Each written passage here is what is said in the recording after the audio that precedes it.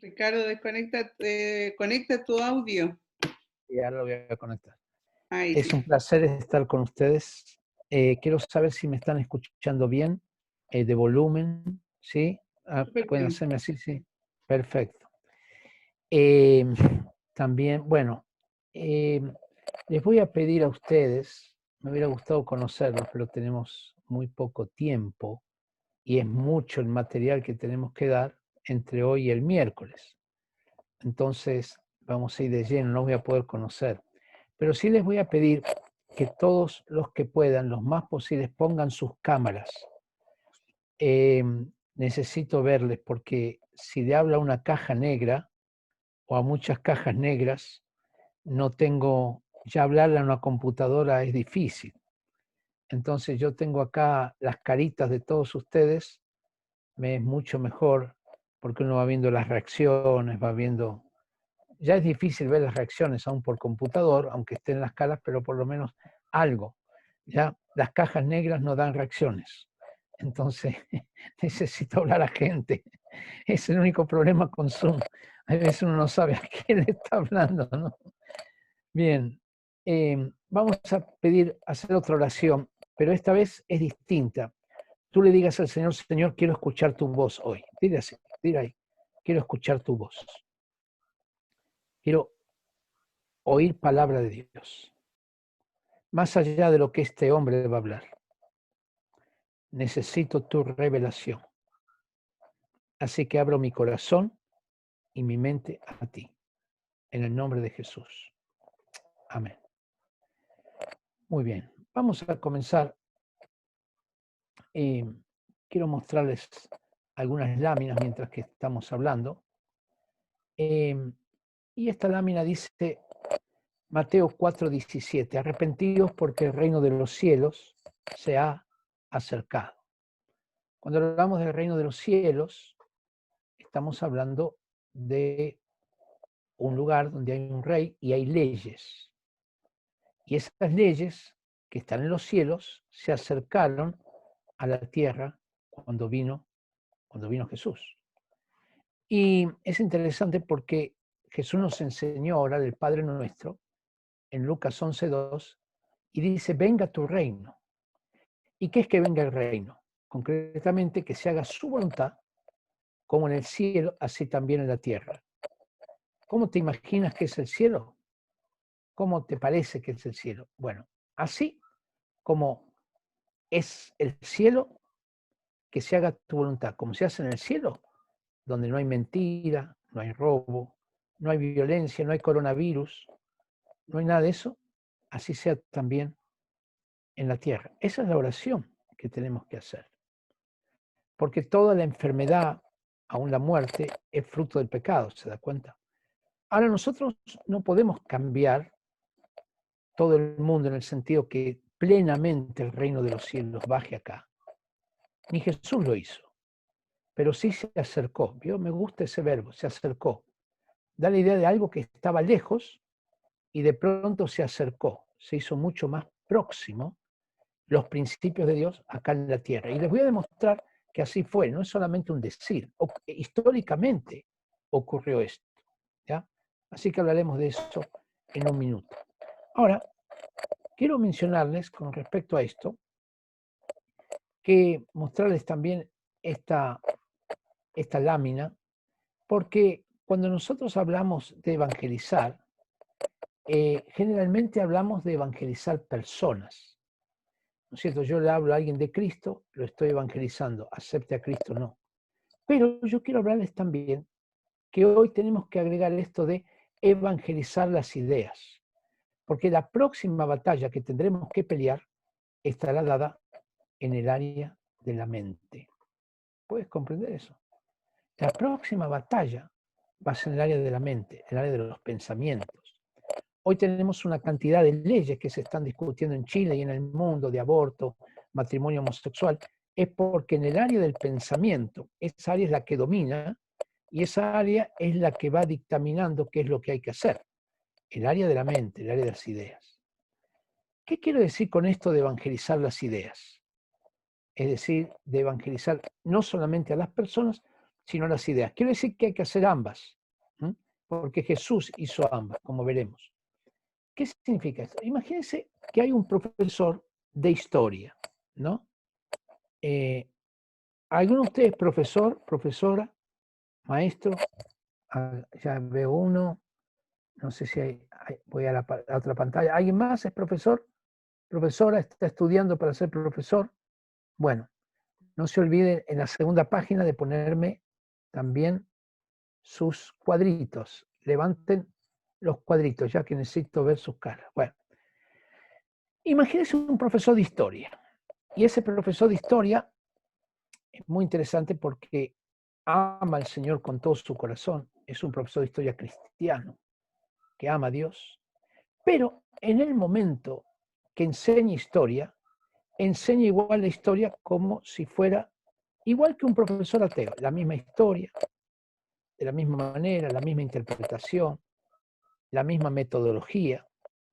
Y mi pregunta para ustedes, especialmente para los que no han escuchado esta charla, es ¿por qué un profesor cristiano de historia enseña la historia de la misma manera que un profesor no cristiano de historia? ¿Mm? Así que voy a abrir, usted puede levantar la mano o comenzar a hablar y allí le pueden abrir los micrófonos, puedes abrir tu micrófono y decirme, ¿por qué un profesor, quiero que ustedes me contesten, ¿ok? ¿Por qué un profesor cristiano enseña la historia de la misma manera que un profesor ateo? ¿Qué les parece? Pensando.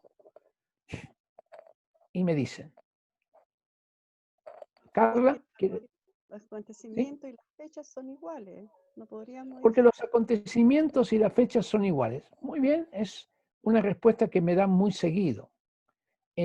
Los acontecimientos y las fechas son iguales, pero la interpretación, aún la metodología y aún los hechos que se seleccionan para contarnos en la historia pueden ser muy distintos, ¿ya?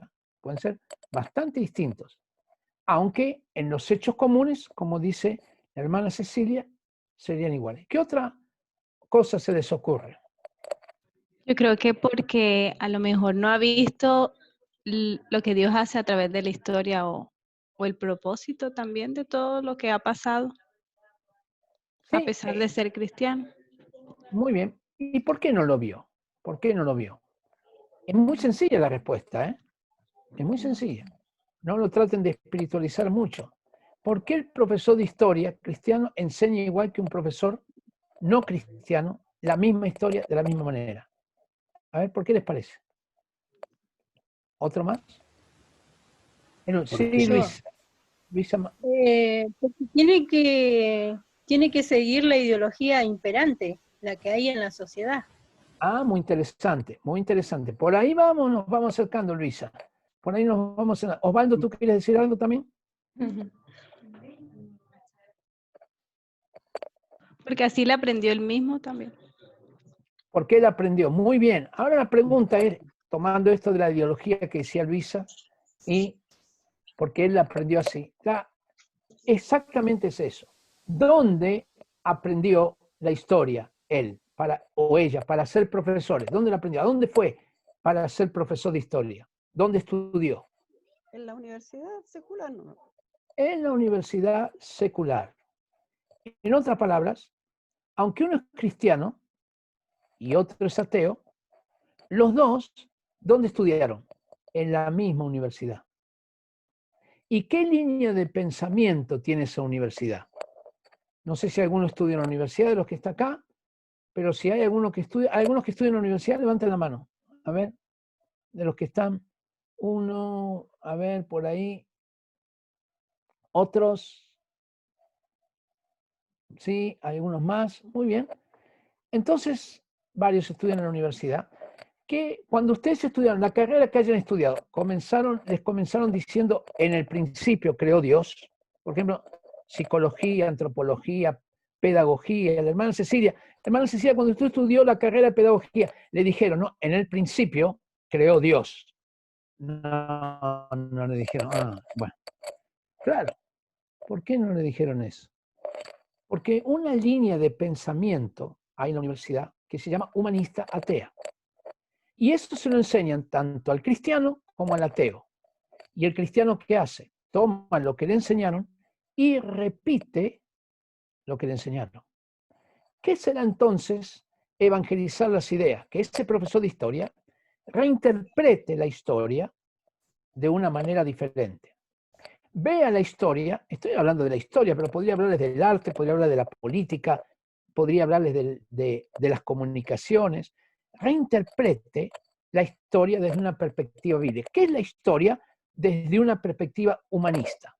¿Qué es la historia desde una perspectiva humanista? La historia es la narración de los hechos de los hombres. ¿Ya? ¿Qué es la historia desde una perspectiva bíblica? Es la narración de los hechos de Dios con los hombres. ¡Wow! Hay una diferencia. ¿Se da cuenta que la historia no es igual? Porque uno no puede interpretar, narrar los hechos de los hombres, pero otra cosa es narrar los hechos de Dios con los hombres en la misma historia. ¿Me va siguiendo hasta aquí, no es cierto? Entonces, vamos a ver un poquito una situación muy concreta para ejemplificar esto que acabo de decir, justamente con la historia. Vamos a hablar del descubrimiento de América, ¿ya?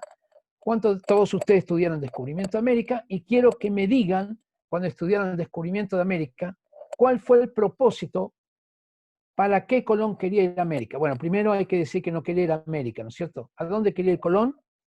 A las Indias. Las ¿Ya? Indias.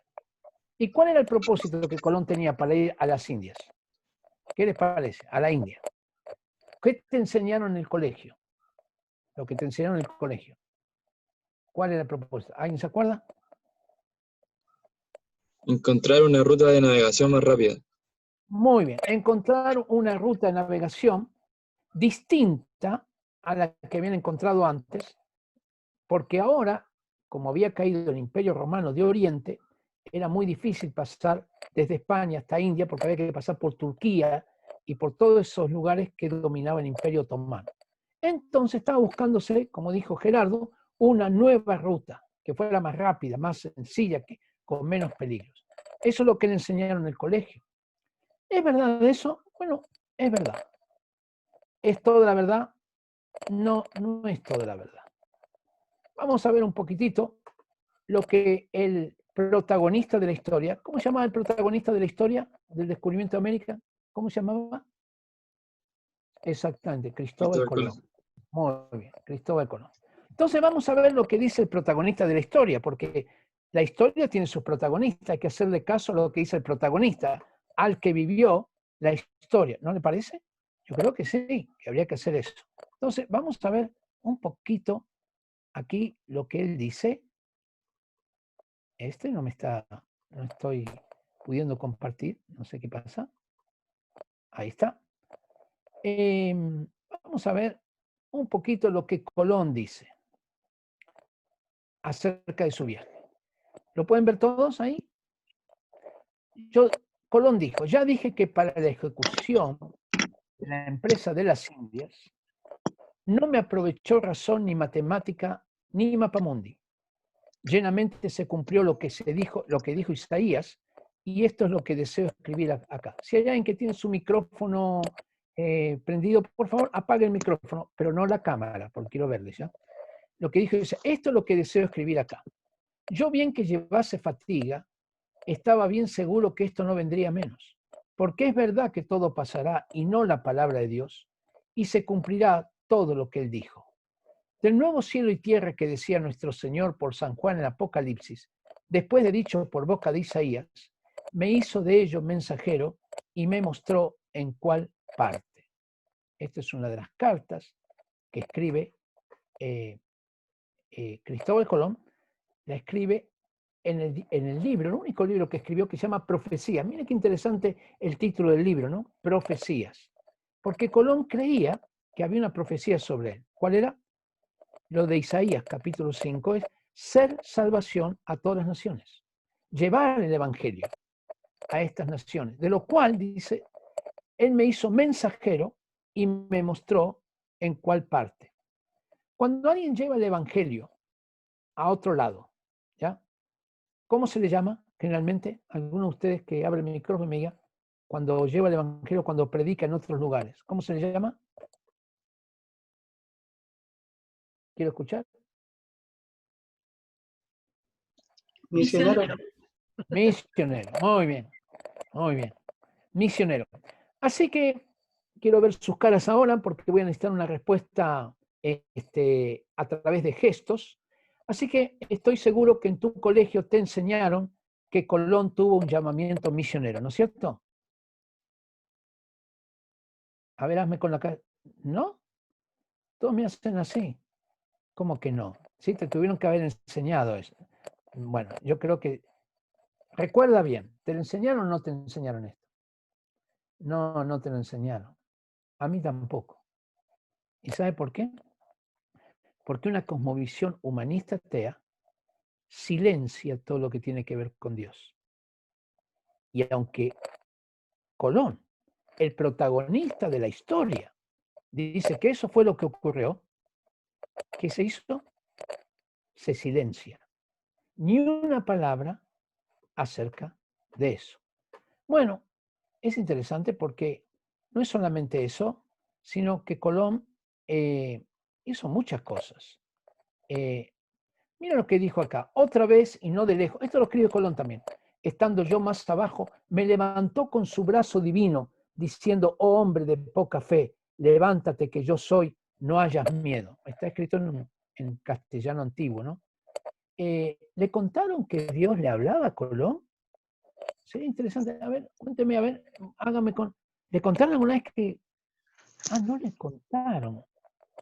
Qué raro, porque es lo que dice él en la historia.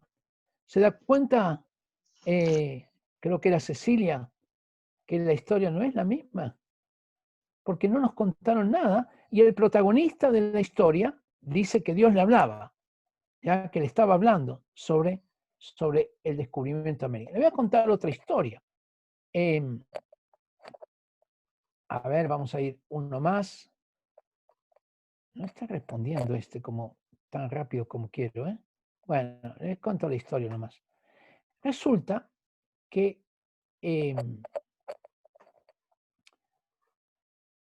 a ver, permítame. Bueno, vamos a ver.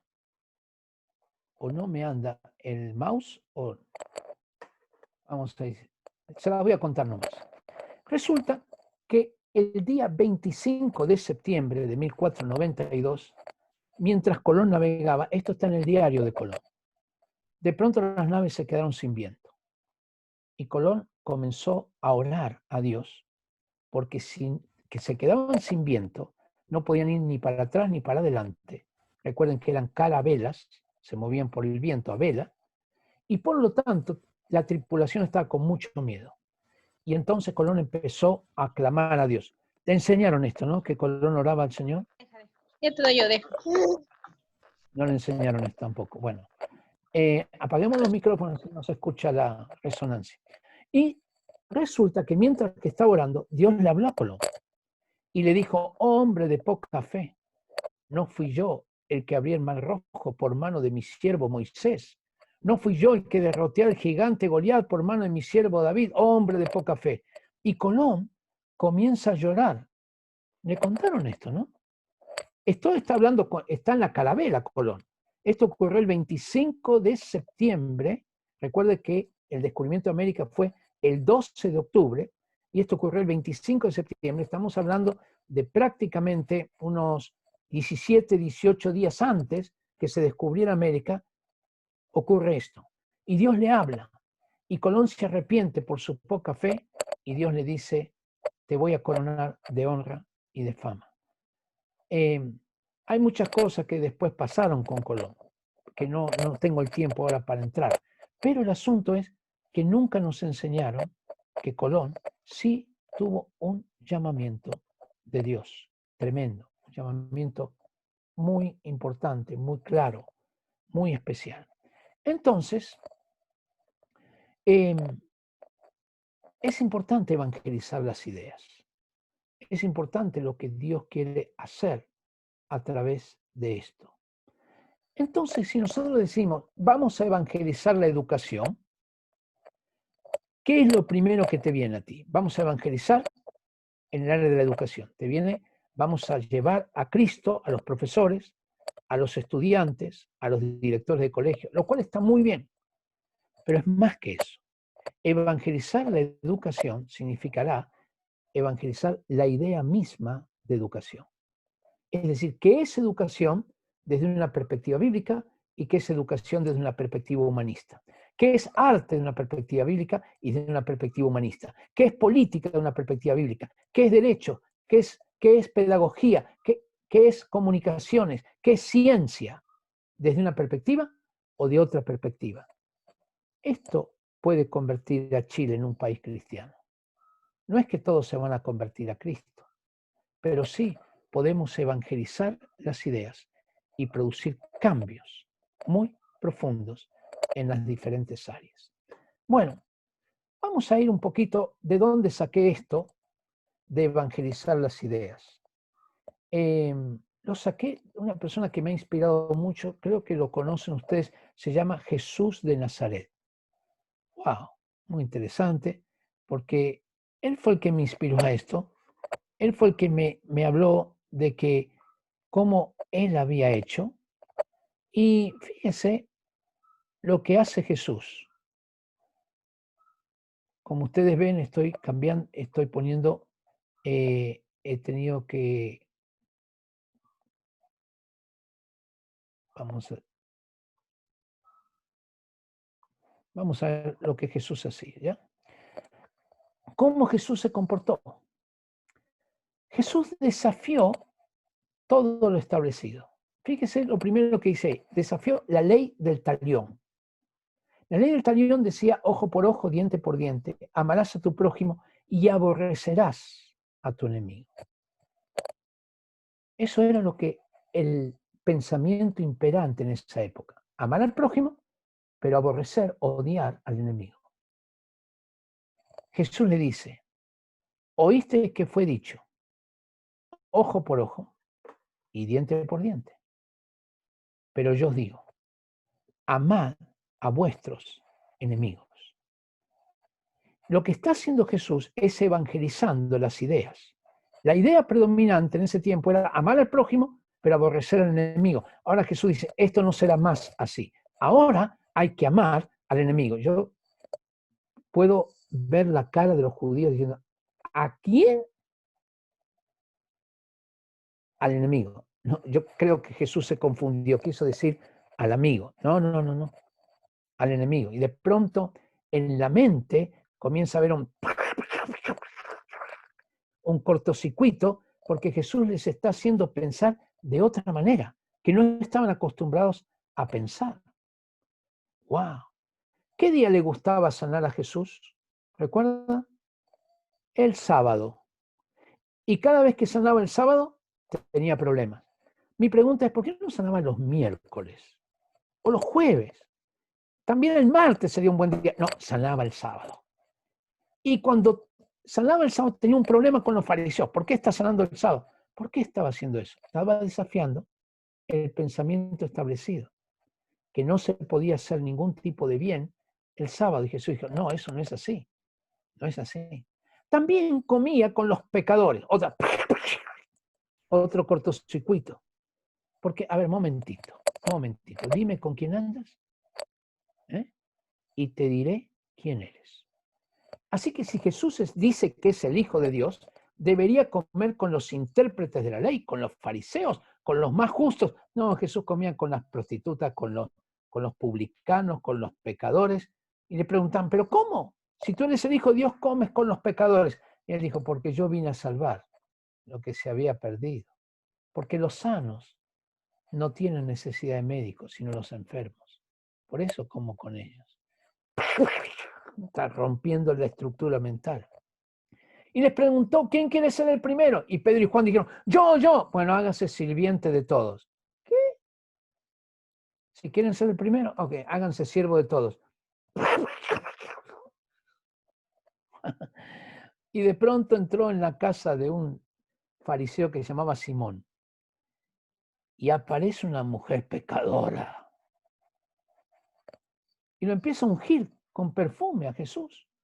y Simón el fariseo. Mire que es justo, ¿no? Que ocurre eso en la casa de Simón el fariseo. Podría haber ocurrido en cualquier otro lugar, justo en la casa de Simón. Y Simón pensó, si este fuera el Hijo de Dios, sabría qué tipo de mujer pecadora es esa. Y Jesús le dijo, Simón, sé lo que estás pensando. Ah, bueno, porque esa es una mujer pecadora. No, es una mujer adoradora. No, si es una mujer pecadora, no, es adoradora. No, Jesús es adoradora, Simón, porque Dios no mira lo que está delante de sus ojos. Dios mira el corazón.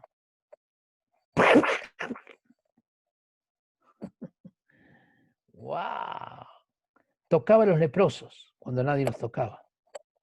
Elogió a la viuda que tenía 2 monedas en lugar de elogiar a los que daban grandes cantidades de dinero en la ofrenda. Dijo que cuando hiciéramos un bien, lo hiciéramos en secreto. ¿Cómo en secreto? La costumbre en ese tiempo era que cuando uno daba limosna, mandaba un trompetero adelante. Ta, ta, ta, ta, ta. Voy a dar limosna. Wow, que sí, bueno, no lo hagan más eso. Ahora que una mano no sepa lo que hace la otra. ¿Qué? Y entonces, ¿cómo la gente va a decir que soy un tipo bueno? No, no, es que no necesita la gente decir eso. Tu Padre que está en los cielos, que ve en los secretos, te recompensará. ¡Wow! Está rompiendo las estructuras mentales. Cuando todos ayunaban, los discípulos no ayunaban. En días de reposo recogieron espigas. Le dijo que lo que entra por la boca no contamina al hombre, sino lo que sale de la boca. ¿Qué está diciendo? ¡Wow! ¿Y lo peor? No, lo peor no es esto. Después que voy a decir lo peor. Dejó que los niños vinieran a él. Pero si los niños no valían nada, molestan, dejen que los niños vengan a mí y no los molesten, porque de ellos es el reino de los cielos. Y Pedro y Juan le dijeron, pero este niño sí, como este niño tienes que ser para entrar al reino de los cielos. Yo me imagino a Pedro diciendo, ¿cómo eso? ¿Sí, chiquitito? Sí, como eso. Porque no es un eso. Es la gloria de Dios y tienes que ser como Él. Ah, pero lo que hizo Jesús fue terrible. Eso sí que lo que voy a contar ahora ya no tiene, es terrible. No, ni se lo pueden imaginar. No se lo van a imaginar. ¿Sabe lo que hizo Jesús? Habló con una, perdón que casi tengo náuseas. Habló con una mujer. ¿Cómo va a hablar con una mujer? ¿Qué valía la mujer en ese tiempo? Nada. Y Jesús no solamente que habló con una mujer, la mujer samaritana, sino que fue el primer maestro de la antigüedad que tuvo discípulas mujeres. ¿Usted sabe que Jesús tuvo muchas discípulas? Muchas. Lucas capítulo 8, puede encontrarlo a él. Tenía una discípula que se llamaba Susana. Quizás nunca oíste hablar de Susana. Otra que se llamaba Juana. Otra que se llamaba María Magdalena, María de Betania, Marta de Betania y muchas otras que le seguían e inclusive le servían con sus bienes. Muchas mujeres eran discípulas de Jesús, no eran apóstoles porque no podían viajar culturalmente. No hubiera sido bien visto que viajara con las mujeres, que estuviera donde no podía recostar su cabeza con mujeres, pero tuvo muchas discípulas seguidoras. Entonces, Jesús fue desafiando el pensamiento establecido. Jesús fue haciendo algo que realmente la gente no está acostumbrada. Así que todas estas cosas, ofreció una nueva dignidad para los niños, ofreció una nueva dignidad para la mujer. Y esto va a tener tremendas consecuencias. Tremendas consecuencias. Vamos a ver algunas de ellas porque creo que son muy importantes. En primer lugar, Jesús comienza a colocar un nuevo concepto que los cristianos van a desarrollar. Es el concepto de dignidad del ser humano. Voy a tener que pasar esto medio rápido. La dignidad del ser humano, vieron que hoy se habla la dignidad del ser humano, la dignidad del ser humano. Bueno, en Grecia no se conocía la palabra. En Roma sí, existía la palabra dignitas. Pero la palabra dignitas era una palabra que tenía que ver con un estatus social. Por ejemplo, las mujeres no tenían dignitas, ¿ok? Perdón, pero no tenían. Los esclavos tampoco. Y solamente tenían dignitas los hombres libres que pertenecían al Senado o a la orden de caballería. Esos son los que no tenían dignitas. Pero el concepto bíblico de dignidad es diferente. Está basado en Génesis 1, 26 y 27, donde Dios dice, hagamos al hombre a nuestra imagen y semejanza. Y Dios los hizo así, varón y hembra los creó. Si los creó varón y hembra, significa que no hay diferencia entre hombre y mujer, ¿se da cuenta? No hay esclavo ni libre, porque todos somos iguales delante de los ojos de Dios. Todos fuimos creados a su imagen y semejanza. Y eso es lo que te da dignidad. No es lo que produces, no es lo lindo, feo o económicamente que has progresado o no has progresado. No es siquiera si estás enfermo o sano. Mi pregunta para ustedes es, ¿un niño con síndrome de Down tiene dignidad? ¿Qué les parece? Claro que sí. ¿Y un niño tetrapléjico tiene dignidad? ¿Y un anciano que no puede ya producir tiene dignidad? Y dígame una cosita, una persona que está preso por haber matado a 20 personas, ¿tiene dignidad? ¡Wow! Más difícil, ¿no? Pero se la tiene. ¿Sabe por qué? Porque la dignidad no se obtiene ni se quita. La dignidad la tenemos por ser creados a imagen y semejanza de Dios. Y a partir de este concepto de dignidad, comienza a producirse una cantidad de cambios realmente muy interesantes que vamos a tratar de ir viéndolos. Uno de esos cambios, vamos a hablar de algunos nomás, es el de la niñez. En el tiempo antiguo, ustedes pueden ir leyendo, yo no voy a leer todo esto porque es muy largo, pero Aristóteles era un pensador griego que consideraba que a los niños había que criarlos solamente si nacían sanos. Si nacían enfermos o deformes, como él les llamaba, entonces había que matarlos. Eso era la costumbre, era el pensamiento establecido en esa época. Solano de Éfeso decía que solamente había hecho un manual, qué niños podían ser criados y qué niños no podían ser criados. El derecho romano decía que había que matar a los infantes deformes. Esto ya se convirtió en ley. No se podía criar a niños que fueran deformes. Deformes significa que nacieran sordos, o que nacieran ciegos, o que nacieran muy débiles, o que nacieran con algún síndrome, o que hubiera demasiada gente en la familia. Pero los cristianos comenzaron a levantar otro documento que llamó la Didache, donde decía, no cometerás infanticidios. Y en el año 374, durante el reinado del emperador Valentiniano, los cristianos cambiaron la ley. Y ahora la ley decía que se respetará la vida de todo niño, no importa su condición. ¿Se da cuenta? Estaba basado en el principio de dignidad, de que fue creado a imagen y semejanza de Dios. Porque antes o los mataban o los dejaban abandonados. Pero ahora esta nueva ley que hicieron los cristianos en ese año significó que ahora los niños no se los podía matar más. Ya era ley. Y esa ley del derecho romano, yo soy abogado, entonces he estudiado el derecho romano, esa ley pasó a todos los países del mundo. Por eso hoy tenemos leyes que protegen a los niños desde que son pequeños en todos nuestros países. Porque un grupo de cristianos en el año 374 cambió la ley y cambió el pensamiento, cambió la idea. Ya no se puede matar más a estos niños. ¡Wow! Ahora los niños tienen que ser respetados. También cambió la esclavitud. En el Imperio Romano y los griegos decían que con los esclavos no se podía tener ni compañerismo, ni siquiera. ¿Ya? Tengo un montón allí pero vamos a tardar mucho si les muestro todas las diapositivas. Entonces créanme que están las diapositivas, yo se los voy diciendo, relatando. Los romanos y los griegos no creían en que todos éramos iguales. Así que el amo no podía tener compañerismo con el esclavo.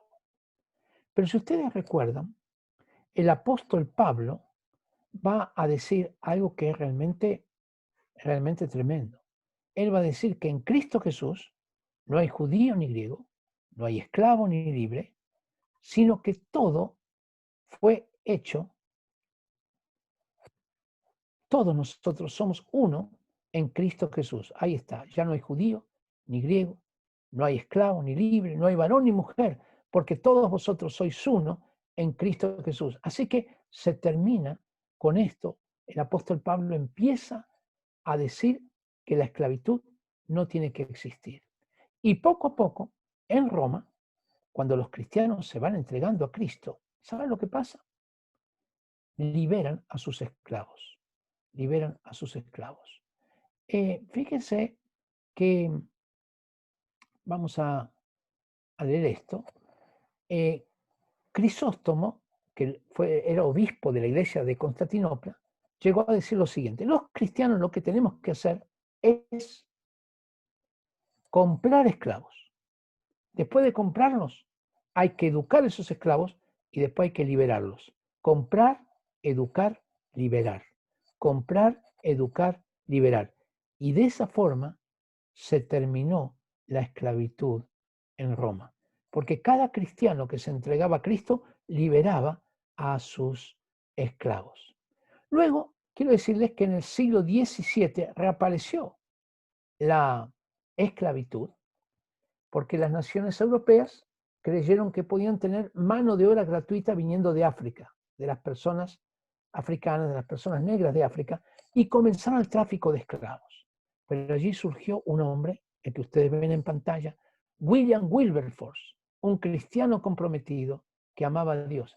Y él se metió en el Parlamento inglés. Y era muy interesante porque comenzó a luchar por la liberación de los esclavos. Y todos se oponían a que los esclavos fueran liberados. Así que tuvo que luchar 30 años. Y después de 30 años, en el año 1833, logró que los esclavos fueran liberados.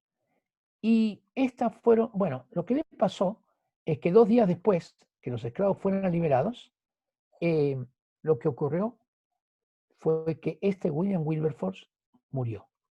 Y al morir, él dijo las siguientes palabras. Creo, bueno, obviamente muy importante estas palabras. Dijo, a ver si puedo mostrárselas. Vamos a ver.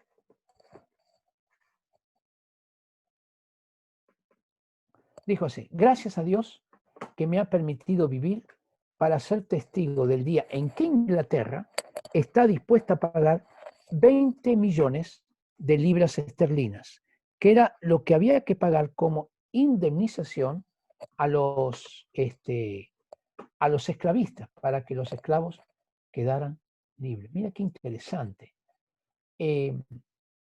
que como Inglaterra era prácticamente el dueño del mundo en esos momentos, y la esclavitud fue abolida en Inglaterra. Inglaterra influyó, más que influyó, presionó para que todos los demás países también declararan la abolición de la esclavitud, y toda la esclavitud fue abolida por gran parte por obra de este cristiano llamado William Wilberforce. ¿Me entiende cuando estoy diciendo por qué hay que evangelizar las ideas? Porque hay que cambiar paradigmas, conceptos que ya existen, ¿ya? Así podríamos hablar de muchas cosas realmente. Sería interminable la lista, así que les voy a mencionar solamente algunas. Los cristianos dignificaron a la mujer, tomando el ejemplo de Jesús. Y también en ese mismo verso que les leí decía que en Cristo Jesús, ahí en Gálatas, no había ni hombre ni mujer. ¿Y qué hicieron los cristianos? Comenzaron a dictar una legislación que no igualaba a la mujer, porque eso necesitó de varios pasos, pero que le daba derecho a las mujeres como nunca antes. Por ejemplo, el derecho a elegir con quién casarse. Las mujeres no tenían ese derecho en el Imperio Romano, pero a partir de las leyes cristianas comenzaron a tener el derecho a elegir con quién casarse. Y si la mujer tenía valor, igual que el hombre, entonces se le dio otro derecho. ¿Sabe cuál fue? A educarse. Porque las mujeres, porque en ese tiempo no existían ni en Roma ni en Grecia escuelas para mujeres. Las escuelas eran solamente para hombres. Es decir, que la mujer era totalmente analfabeta. ¿Ya?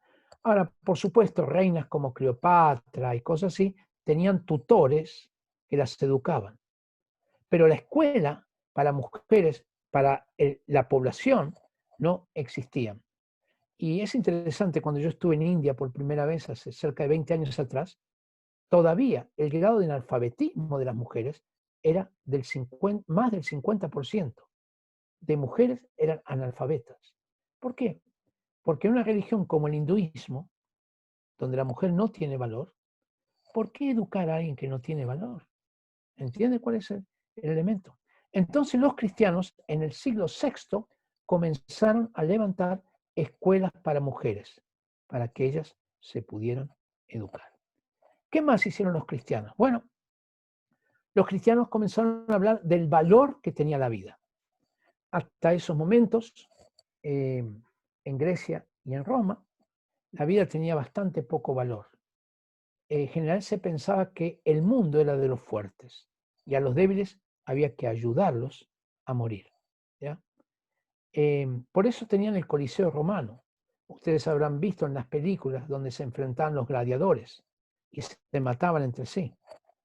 Los gladiadores, cuando iban a pelear, le decían al César: salve César, los que van a morir te saludan. Era un canto a la muerte, porque sabían que si no morían ese día, morirían en el próximo encuentro, o en el otro, o en el otro, que en algún momento iban a morir, porque estaban condenados a eso.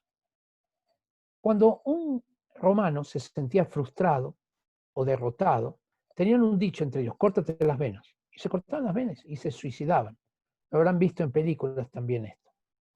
Pero de pronto aparece un principio bíblico que dice que la vida no te pertenece, sino que la vida le pertenece a Dios. Y comienza a cambiar el concepto. Entonces si no me pertenece, no me puedo quitar la vida. Y comienza a disminuir la cantidad de suicidios, ¿ya? Porque ahora la dignidad no estaba en ser miembro del Senado o de la Orden de Caballería, estaba en que fuiste creado a imagen y semejanza de Dios, y eso no lo perdías nunca. ¿Y sabe qué otra cosa ocurrió? Algo maravilloso. El Coliseo romano, que era donde se mataban los gladiadores, quiero decirles entre paréntesis que no había un Coliseo romano. A veces la gente piensa que el Coliseo romano es el que está en Roma. No, el Coliseo romano era una institución. Así que tú puedes encontrar el Coliseo romano principal, estaba en Roma, pero tú puedes encontrar coliseos romanos, ahora obviamente las ruinas, en Austria, en Suiza, en España, en Turquía, porque había muchos coliseos romanos. ¿Me explico? Así que la cantidad de gladiadores que se mataban era enorme. Esta institución duró 7 siglos, pero los cristianos influyeron y cambiaron la ley, y en el año 395 después de Cristo abolieron el Coliseo romano y se terminaron los juegos del Coliseo romano donde tanta gente se mataba. Increíble, tremendo, tremendo cambio. Pero los cristianos, además, valoraron la vida de otra manera y quitaron el Coliseo romano, pero comenzaron una nueva institución que valoraba la vida y que la cuidaba. ¿Sabe cómo se llamó? Los hospitales. Los hospitales. Los hospitales fueron una creación cristiana. Es muy interesante porque prácticamente cuando hablamos de hospitales, estamos hablando de una creación, una institución completamente nueva, ¿ya? Y vamos a ver, porque quiero mostrarle esto, a ver si lo encuentro. Como ustedes entienden, estoy pasando muchas de las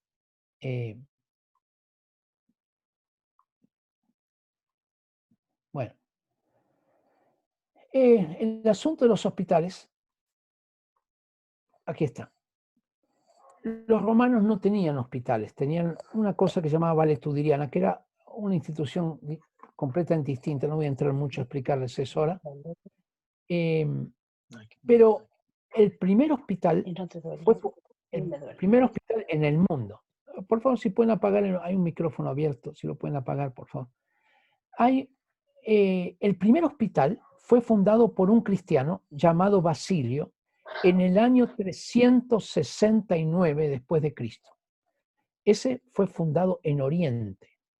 Y el primer hospital en Occidente fue formado por esta mujer que se llamaba Fabiola. Fabiola fue el primer hospital en el año 390 después de Cristo. Ahora, es muy interesante porque cuando hablamos de hospitales, ¿de qué palabra viene la palabra hospital? Bien, palabra hospital. ¿A cuál se parece o de cuál puede venir la palabra hospital? Alguien que me lo pueda decir. Abra su micrófono y me diga. Hospitalidad. Muy bien, de la palabra hospitalidad. Hospitalidad. Ese es un principio muy fuerte en la Biblia. Recuerdan que Jesús dijo que el verdadero ayuno, Isaías dijo que el verdadero ayuno que Dios escogió era que recibieras al errante en tu casa. Todo el Nuevo Testamento habla de hospitalidad. Y Jesús dijo, porque tuve hambre, me diste de comer, tuve sed, me diste de beber, estuve enfermo, me visitaste. Ahí está, los hospitales. El cuidado de los enfermos era muy importante. Y los cristianos comienzan a levantar por primera vez en la historia hospitales. Ellos fueron los creadores de los hospitales. Así que todos los hospitales que tú conoces, todos los que tú conoces, bueno, vienen de esos dos hospitales, del que creó Basilio y del que creó también esta mujer que se llama Fabiola. Lo interesante es que esta mujer Fabiola era pagana, pero se entregó a Cristo con todo su corazón y dedicó toda su fortuna a levantar este primer hospital en Roma. Así que muy interesante. Pero también la carrera de enfermería. ¿Hay alguno de ustedes que estudia enfermería? ¿Es enfermera, estudia enfermería? A ver, déjeme ver si hay alguno, levante la mano, que estudia enfermería. Sí, hay uno. Carvajal, Mayra. ¿Cómo te llamas tú? Yo cuidando a este enfermo. Tú cuidas Yo, enfermos. Mayra. Mayra, porque estás ahí bajo el nombre Nelson Ponce, pero no me suena que eres Nelson Ponce, sino Mayra. Ok, muy bien. Yo soy ¿Alguien Carolina. más? Carolina. Ok, perfecto. ¿Quién más? ¿Alguien más? Mayra, Mayra, perdón, me confundí de cajita. Mayra, ¿tú estudias enfermería? Eso, licenciatura en enfermería. Muy bien. Entonces, Mayra, quiero hablar un poquito contigo, ¿ya? Entonces, a ti te dijeron, Mayra, ¿cuál fue la mamá de las enfermeras? ¿Te recuerdas? A lo mejor te lo enseñaron allí. ¿Cómo se llamaba? Florence Nightingale. Exactamente, se llamaba Florence Nightingale. Y seguramente te comentaron que ella era una tremenda cristiana que amaba a Dios. ¿Te enseñaron esto? ¿Te lo enseñaron en la universidad? Me pasaron por arriba, fui yo que tuve que buscar el libro en biblioteca y leérmelo. Así supe de que fue Dios que le habló a causa de eso. Muy bien. Y recuerdas justamente, no solamente que ella era cristiana, sino que Dios le habló para que creara esa carrera. Fue una revelación del Espíritu Santo. Es increíble. Dios me llamó en la mañana, escribió ella, y me preguntó si haría el bien en su nombre, sin importar mi reputación. ¡Wow! Así que, Mayra, eso no te lo enseñaron, pero tú lo puedes enseñar a las enfermeras. Tú puedes dar conferencias sobre esto. Ir a las universidades con el título ¿Qué motivó la carrera de enfermería? ¿Qué motivó a Florence Nightingale a crear la carrera de enfermería? Porque creo que eso es muy importante, saber qué motiva a una persona a hacer eso. Y con la enseñanza que estás recibiendo, que no la recibiste en la universidad, la recibiste, tú la estás estudiando, estás por tu cuenta. haciendo esto. Bueno, eso es lo que hay que hacer. Eso es reinterpretar las ideas. Cuando no nos enseñan algo, nosotros tenemos que estudiar por nuestra cuenta y ver dónde Dios intervino. ¡Wow!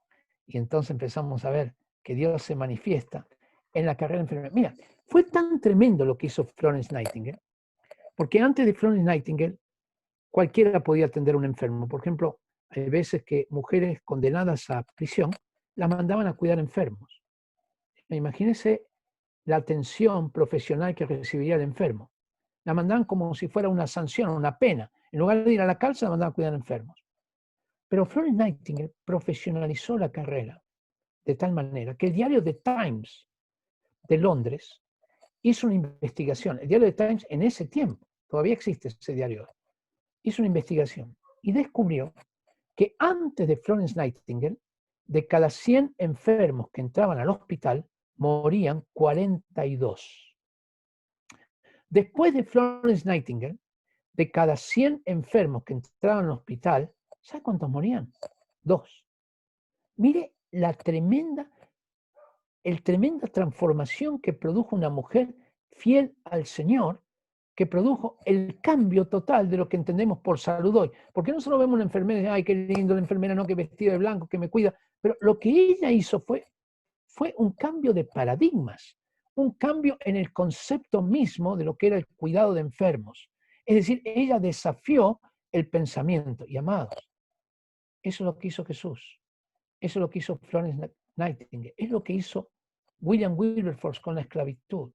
Es lo que tenemos que hacer nosotros. De eso se trata. Que en el campo, en el oficio, en la profesión, en la actividad que tenemos, podamos decir, Señor, ¿cómo puedo ser un agente de transformación?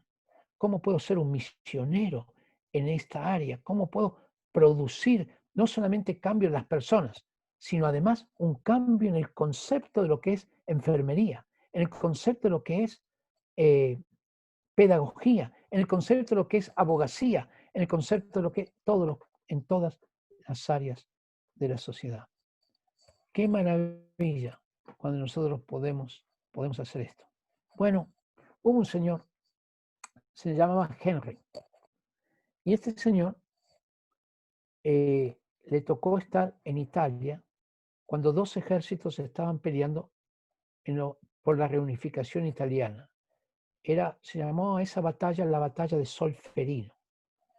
Y en un momento hubo una tregua entre los 2 ejércitos y quedaban en el campo de batalla miles de heridos de ambos bandos.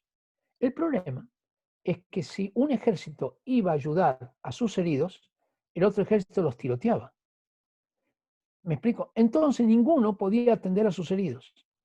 Entonces este hombre que se llamaba Henry Dunant tomó un grupo de mujeres y un grupo de jovencitos que obviamente no tenían uniforme y comenzaron a fueron al campo de batalla y empezaron a atender a los heridos bajo un lema. El lema era Tutti Fratelli, en italiano, que significaba todos son hermanos.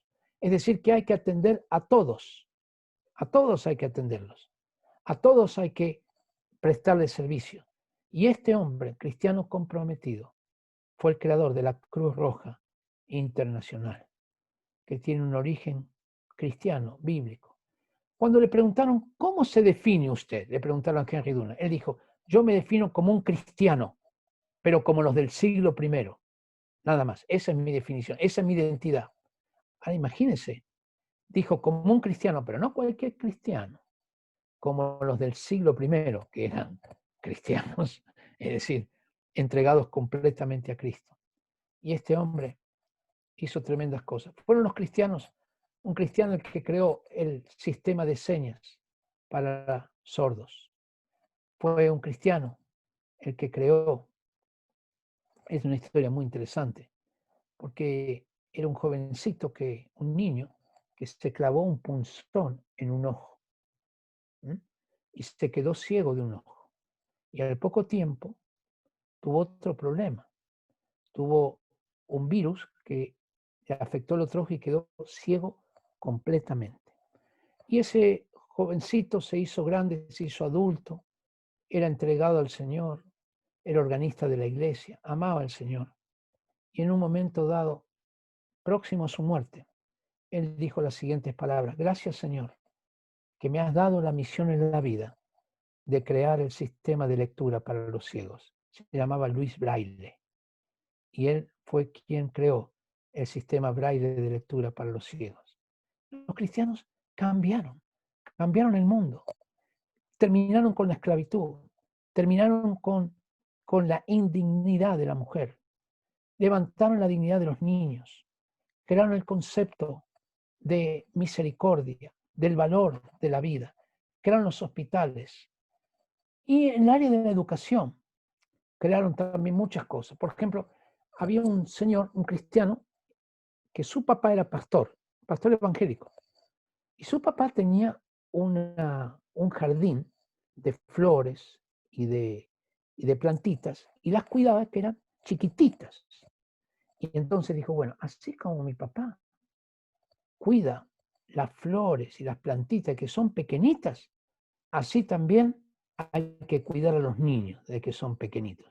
Y creó el kindergarten, es decir, el jardín infantil, lo que nosotros llamamos preescolar. Él fue el creador del preescolar.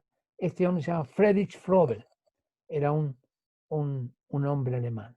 Y en el área de la educación se crearon muchas cosas. Los cristianos fueron los que crearon la educación obligatoria, la educación para todos, la educación para las mujeres, y crearon también las universidades.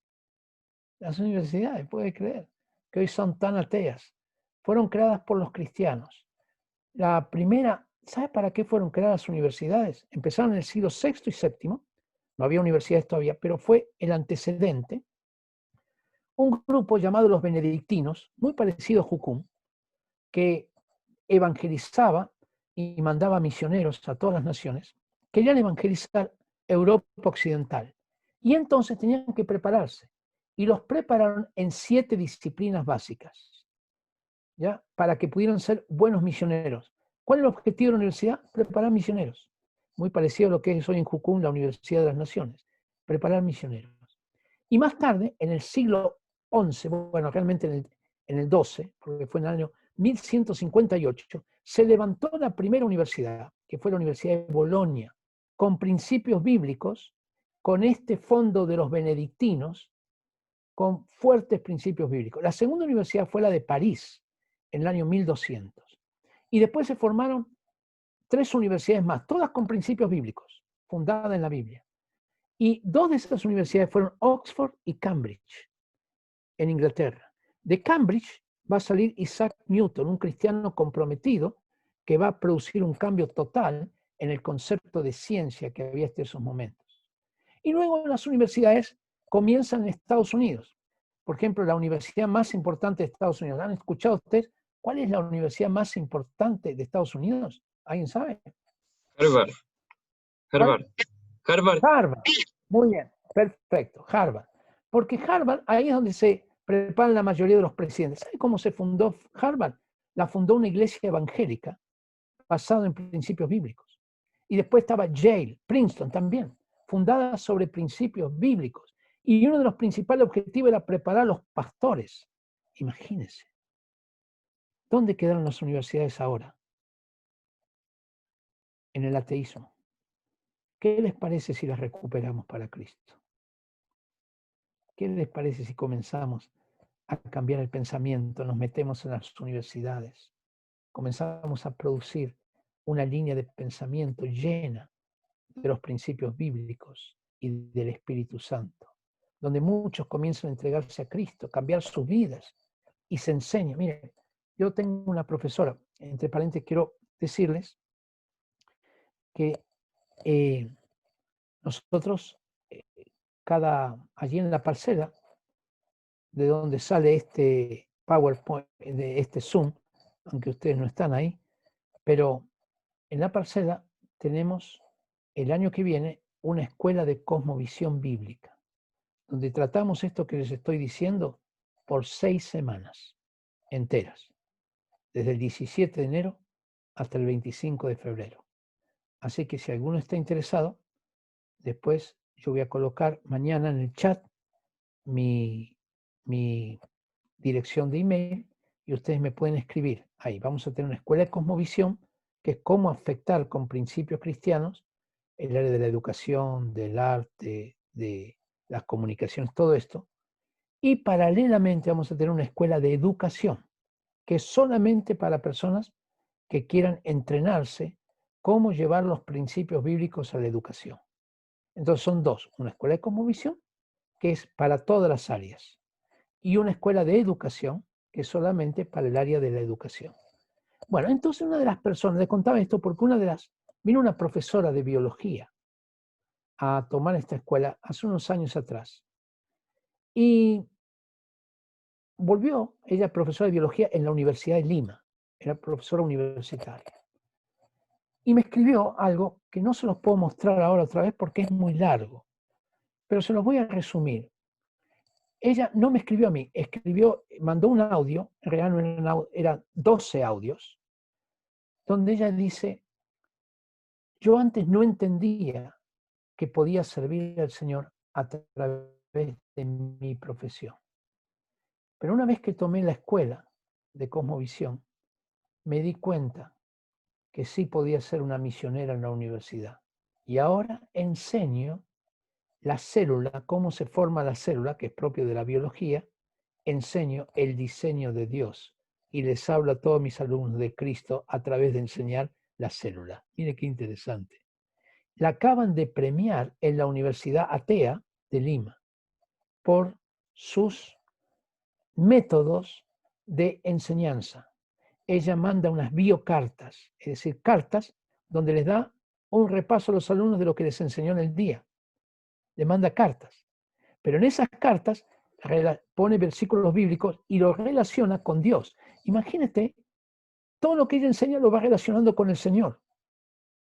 Y ella dice: yo no me daba cuenta que un pastor no puede entrar en una universidad, pero yo ya estoy adentro. Yo ya estoy adentro. Es como una revelación que le vino a ella. Estoy adentro, este es mi ministerio. Soy una misionera en el área de la biología. ¡Wow! ¿Y sabe qué quiero, hermano? Quiero que escribamos un libro de biología con ella y con otros biólogos acerca de cómo hubo un diseño en todo lo que Dios hizo y no fue obra de la casualidad. Así que, qué maravilla, ¿no es cierto? Cuando nosotros podemos ir comprendiendo esto, que somos misioneros en todas estas áreas. Me gustaría darles un break, pero ¿necesitan un break? 5 minutos, ¿le damos 5 minutos? Vamos a tomar 5 minutos, pero en 5 minutos empiezo otra vez, ¿ok? Así que tomen, relájense un poquito porque ha sido muy intenso y vamos a ir como hasta 10:10, ¿ya? Y después la segunda parte. Ahora, 5 minutos, significa esto, 21 días. Les voy a pedir que conecten sus cámaras para poderles ver. Ahí estoy viendo a Eri, estoy viendo a Ruth, Gerardo, Cristian y Paulina, dice Jorge González, Osvaldo. Muy bien. A ver, por el otro lado, a ver, ¿quién vemos?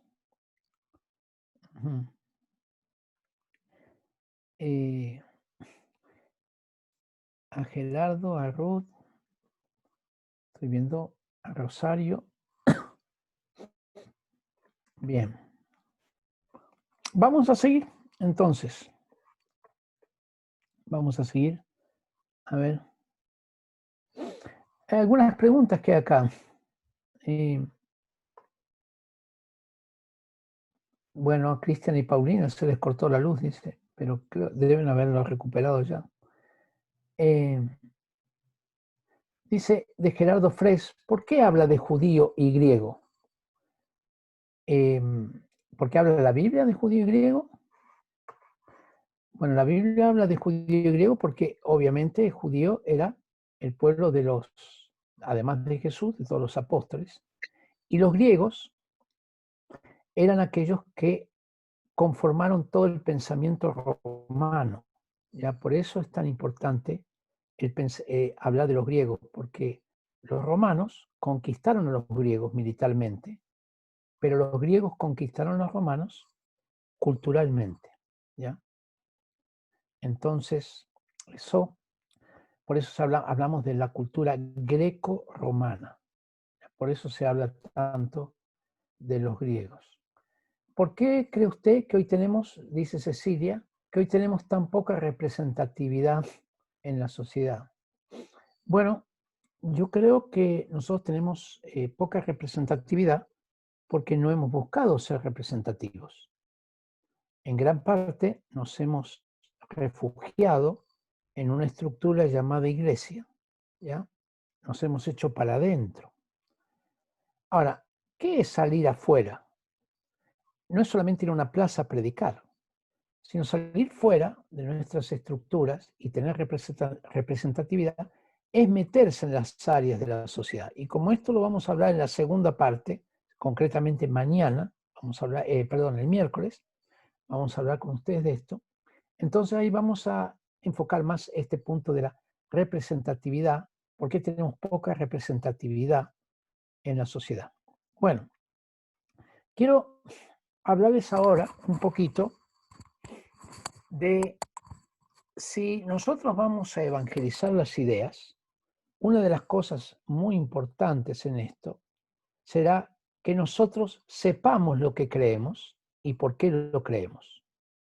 Y también los cristianos tienen que saber lo que no creen y por qué no lo creen. Es ambas cosas, ¿se da cuenta? Tenemos que saber lo que creemos y por qué lo creemos, pero también tenemos que saber lo que no creemos y por qué no lo creemos. Es decir, vamos a tener que ir avanzando en todo lo que es esta área del pensamiento. Los cristianos tienen que atreverse a pensar. Ahora vamos a hablar, si nos da el tiempo, porque aquí obviamente este es un seminario de 15, 16 horas, y lo estamos dando en 4, tengo que saltear muchas cosas, pero quiero dejarles la esencia. Y cuando hablamos de pensamiento, hay líneas de pensamiento, a los cuales se les llama normalmente cosmovisión. Así que vamos a tratar de hablar un poquitito acerca de lo que es cosmovisión. Es decir, ¿a qué nos referimos cuando hablamos de cosmovisión? Bueno, la cosmovisión es el concepto que tenemos del universo y, a ver, se me fue veamos. Ahí está. Es el concepto que tenemos del universo y del lugar que el hombre ocupa dentro de ese universo. En otras palabras, miren, si lo quiere hacer mucho más sencillo, es la manera que nosotros interpretamos la realidad. La manera que nosotros interpretamos la realidad. La realidad no se interpreta de igual forma. Depende qué línea de pensamiento, qué cosmovisión tienes. Y entonces, tenemos que decir que cuando hablamos de líneas de pensamiento, que las presuposiciones básicas de la vida son asumidas por fe.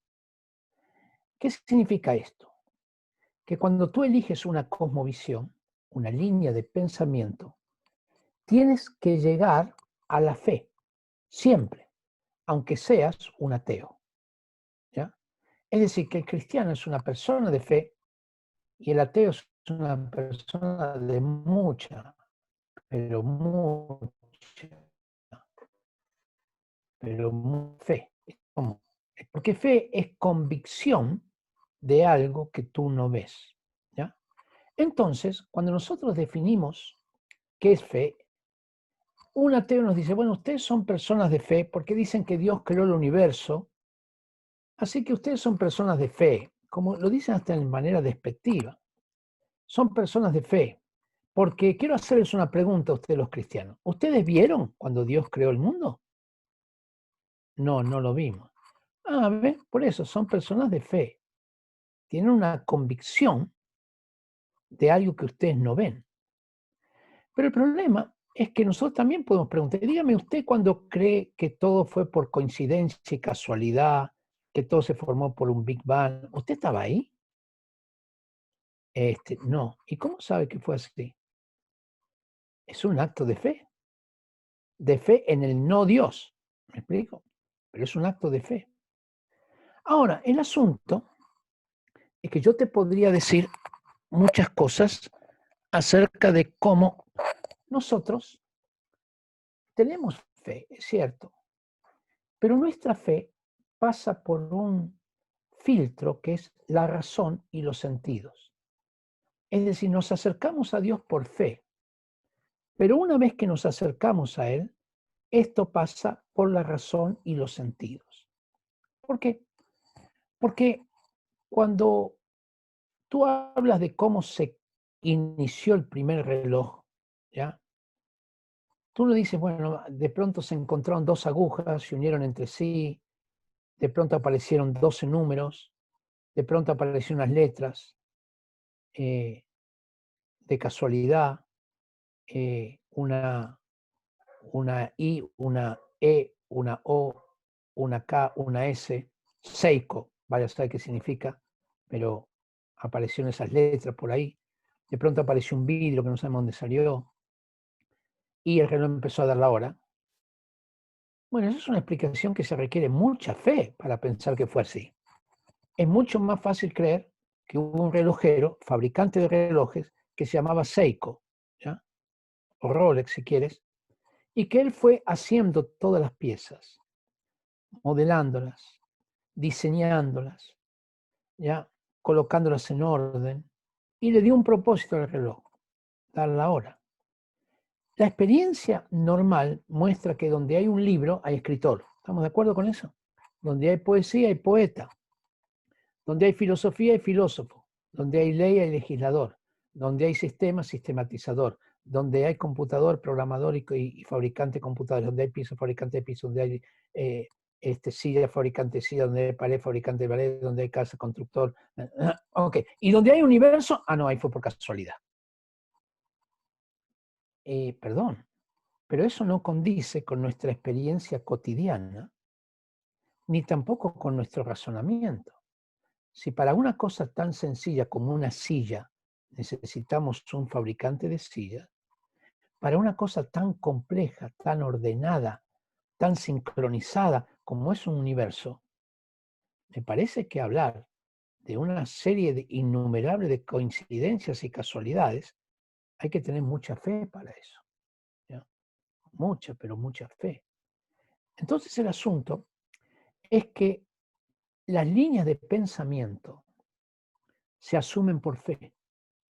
Y solamente hay 3 líneas de pensamiento, no hay más. Es decir, hay miles, pero las miles se pueden subsumir, se pueden poner debajo de 3. Solamente 3. Y las 3 son estas. Tienen que ver con el inicio de todo. Con el inicio de todo.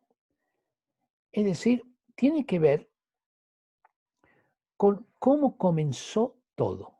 Y solamente hay 3 posibilidades. Una, que no hubo inicio. Es decir, que el universo siempre existió, por lo tanto no hubo inicio. ¿Okay? Esto quiero decirles que lo creían los científicos hasta los años 1950, pleno siglo XX, mediados del siglo XX. La mayoría de los científicos pensaba esto, que el universo no tenía principio y por lo tanto no necesitaba de un creador, si siempre existió. Hasta que surgió una teoría llamada la del Big Bang, ¿ya? Que coincide con Génesis 1.1, primera parte. En el principio, hasta ahí, no más, ¿ya? En el principio, hasta ahí coincide, en el principio, que hubo un principio, que no es que el universo siempre existió, sino que hubo una cosa, llamémoslo Big Bang, llámale Big Beam, llámale como quieras, que hubo un principio.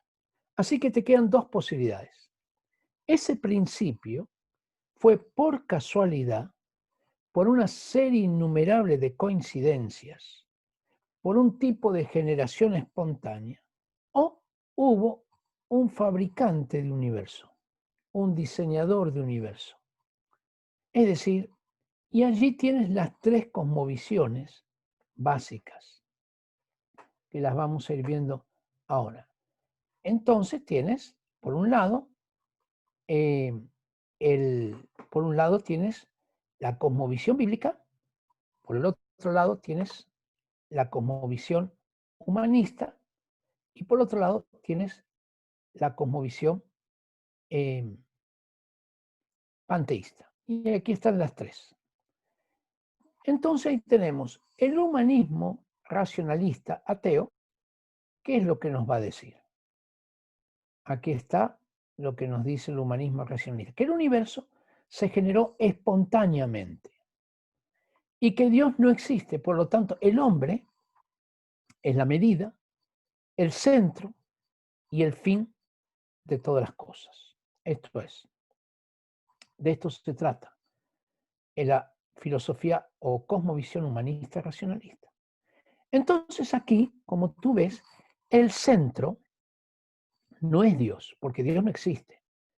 La medida, el centro y el fin de todas las cosas es el hombre. Por eso se llama humanismo. ¿Ya? Por eso se llama humanismo. De paso vamos aprendiendo algunos términos. Humanismo, porque el centro es el hombre. La segunda es la cosmovisión bíblica, que dice que Dios es el creador y es quien gobierna el universo. Y por lo tanto Dios es la medida y el fin de todas las cosas. Él es principio, es medida, es centro y es fin. El hombre fue creado por Dios y tiene el valor que Dios le dio y el propósito que Él le estableció. Entonces aquí confrontamos dos cosmovisiones, la humanista y la otra, la cosmovisión bíblica. Y luego tenemos una tercera, donde, en esta cosmovisión bíblica, como tú puedes ver, el centro de todo es Dios. En la cosmovisión humanista es el hombre. Y luego tenemos la cosmovisión panteísta, donde dice que Dios y la naturaleza son una misma cosa. Es decir, no hay un Dios creador, sino que Dios es como una energía que se mueve en el universo. Es una energía impersonal, es decir, esto de hablar con Dios es medio ridículo porque no podemos relacionarnos con Dios. Y aquí el principio, centro y fin es la naturaleza, no es Dios, la cual convive todos en armonía. ¿Ya? Entonces, en el cosmovisión humanista, esto va a ser muy importante para lo que vamos a hablar mañana.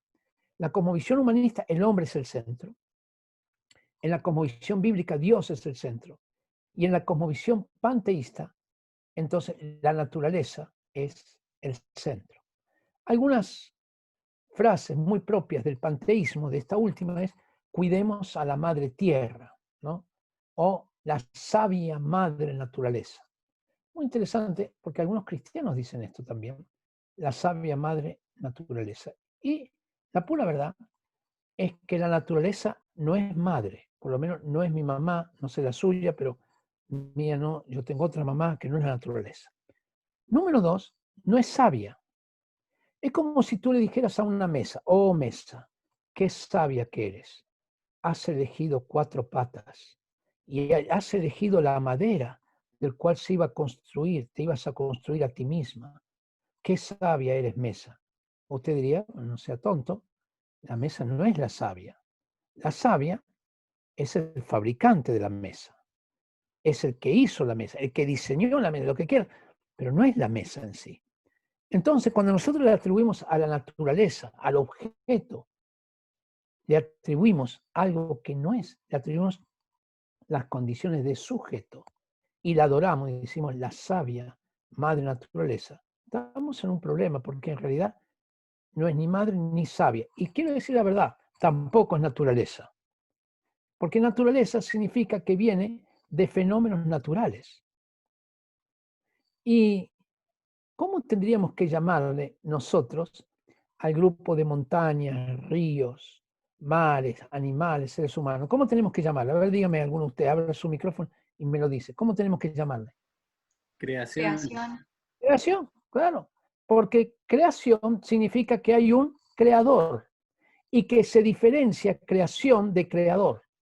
¿Se da cuenta? Entonces, yo le quiero animar a incorporar a su vocabulario, quitar el término naturaleza y colocarle el término creación, ¿ya? Porque eso es lo que realmente ocurrió, una creación. Bien, entonces, acá tenemos el concepto de cosmovisión, ¿ya? y en esa dirección vamos a andar.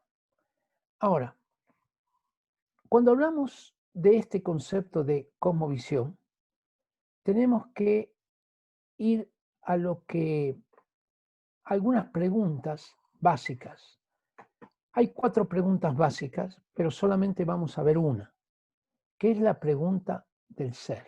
En otras palabras, ¿qué es el ser humano? ¿Qué es el ser humano? ¿Ya? Y esta pregunta es muy importante porque no es lo mismo hablarla o contestarla desde el punto de vista bíblico que desde el punto de vista humanista ateo. Desde el punto de vista humanista ateo, el ser es no creado. No creado, porque Dios no existe. Recuerde que el concepto humanista ateo, Dios no existe. El ser es no creado.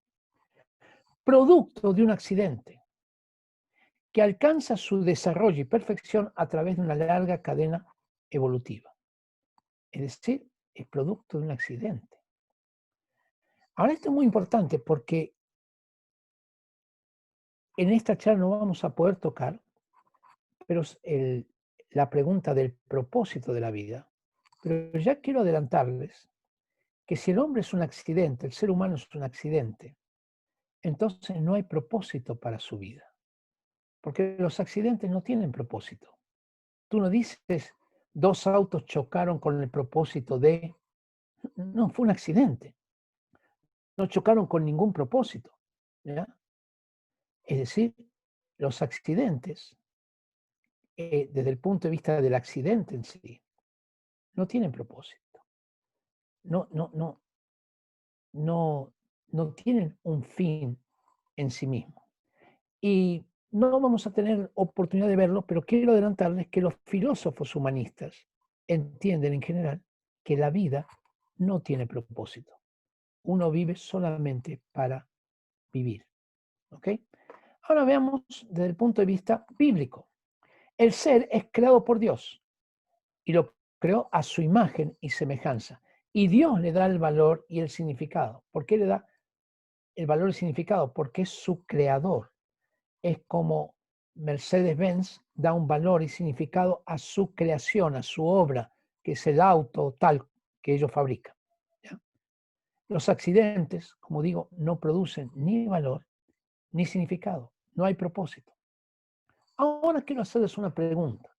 Estamos en la pregunta del ser. Y quiero que ustedes me contesten esta pregunta. Me la pueden enviar por chat, pero también, si alguno se anima a contestarlo, mucho mejor. ¿Ya?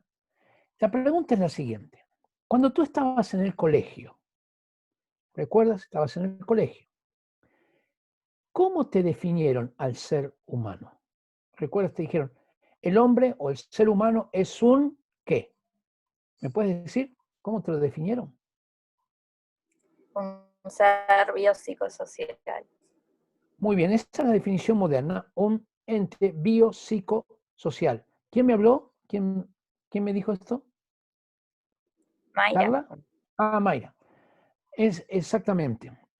Ahora es un ente biopsicosocial. Note lo siguiente, pero en mi tiempo, y quizás a muchos de ustedes, ¿qué le enseñaron? ¿Cómo lo definían al ser humano? ¿Recuerdan la otra definición? Que es muy parecida a esta que dijo Mayra. ¿Sí? Ahí me enseñaron la aristotélica, que era un animal racional. Un animal racional, exactamente. Un animal racional. Ahora, si tú comparas la aristotélica con la que dijo Mayra, que es la moderna, es prácticamente igual, porque es un bio, es decir, lo bio significa lo corporal, lo físico. Bio, psico, es decir, que tiene que ver con la mente, y de ahí viene animal racional, y social, porque como decían los griegos, el ser humano es un ente social porque se relaciona con los demás. ¿Ya? Ahora, básicamente nos enseñaron que el ser humano intrínsecamente, porque social es cómo se relaciona con los demás, pero intrínsecamente es eso, un animal racional, o dicho de otra manera, es cuerpo y mente. ¿Te acuerdas cuando te dijeron por ahí, alguno escuchó, Mens sanam in corporum sanum, del latín que era mente sana en cuerpo sano. ¿Lo recuerdan todos ustedes? Háganme así, si recuerdan eso. Muy bien. Es cuando ustedes enseñaron eso, quiere decir, a mí me enseñaron exactamente lo mismo. Nos estaban hablando que había dos elementos, mente y cuerpo. Dicho de otra manera, alma y cuerpo. Platón ya pensaba así, ¿ok? Que la mente o el alma era prisionera del cuerpo. Bien, es decir, que eran dos elementos. Ahora, el problema es que nosotros hemos aplicado esto en toda nuestra vida, lo que nos enseñaron. Porque para aprender algo distinto hay que reinterpretarlo. Hay que tomarse el tiempo de examinar lo que nos enseñaron. Y veamos un poquitito, entonces, lo que dice la Biblia en, veamos, en 1 Tesalonicenses 5:23. Dice así: y el mismo Dios de paz os santifique por completo, y todo vuestro ser, ojo, que acá está definiendo todo el ser, todo el ser.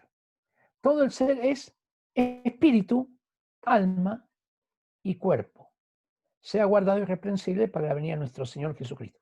Todo el ser, note ahí que dice espíritu, alma y cuerpo. Es decir, ¿cuántos elementos usted nota aquí que hay? ¿Me puede señalar con los dedos? Muy bien, 3. Así que ahora vamos a repetirlos. ¿Cuáles son? ¿Ya? No importa que no abras el micrófono, pero quiero ver tus labios pronunciándolo. Son 3.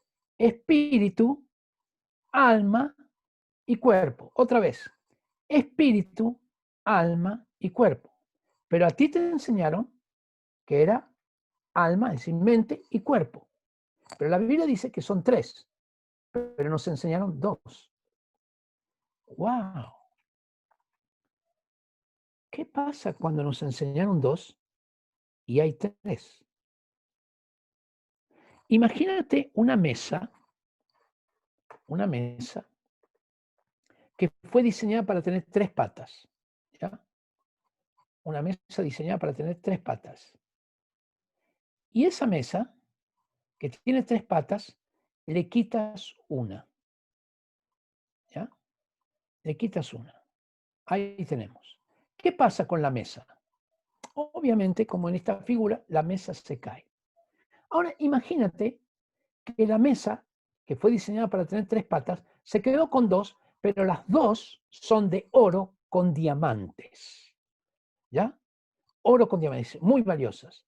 ¿Qué pasa con la mesa? Igual se cae, porque fue diseñada para tener 3 patas, no para tener 2.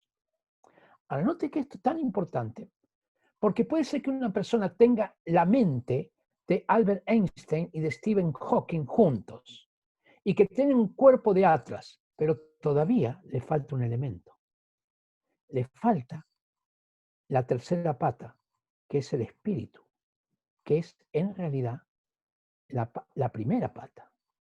¿Se da cuenta?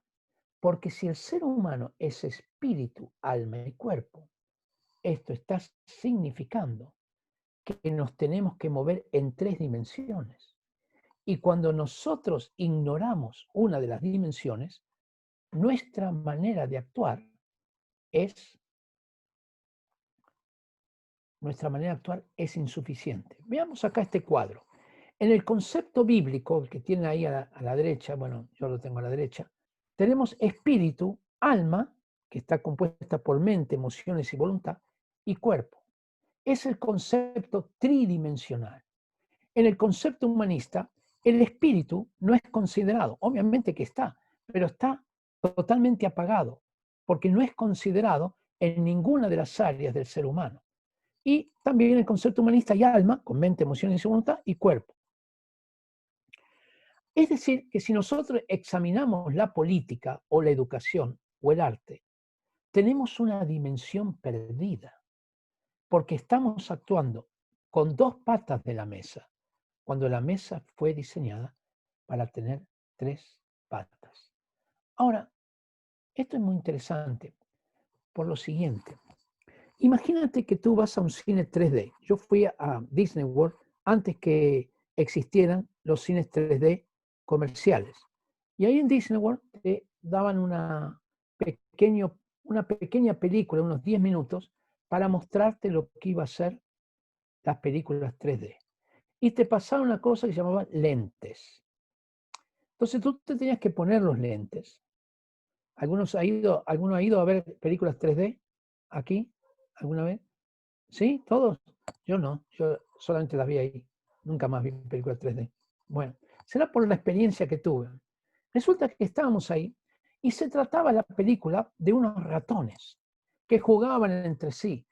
Eran cientos de ratones, pero de pronto los ratones, todos, miraban fijamente al público y se abalanzaban contra el público, contra nosotros. Y toda la gente empezaba a gritar, levantaba las piernas, ¡guau! Ya. Pero tú te sacabas los lentes y los ratones estaban en la pantalla. No producían ningún efecto. Para producir ese efecto, necesitabas tener los lentes 3D.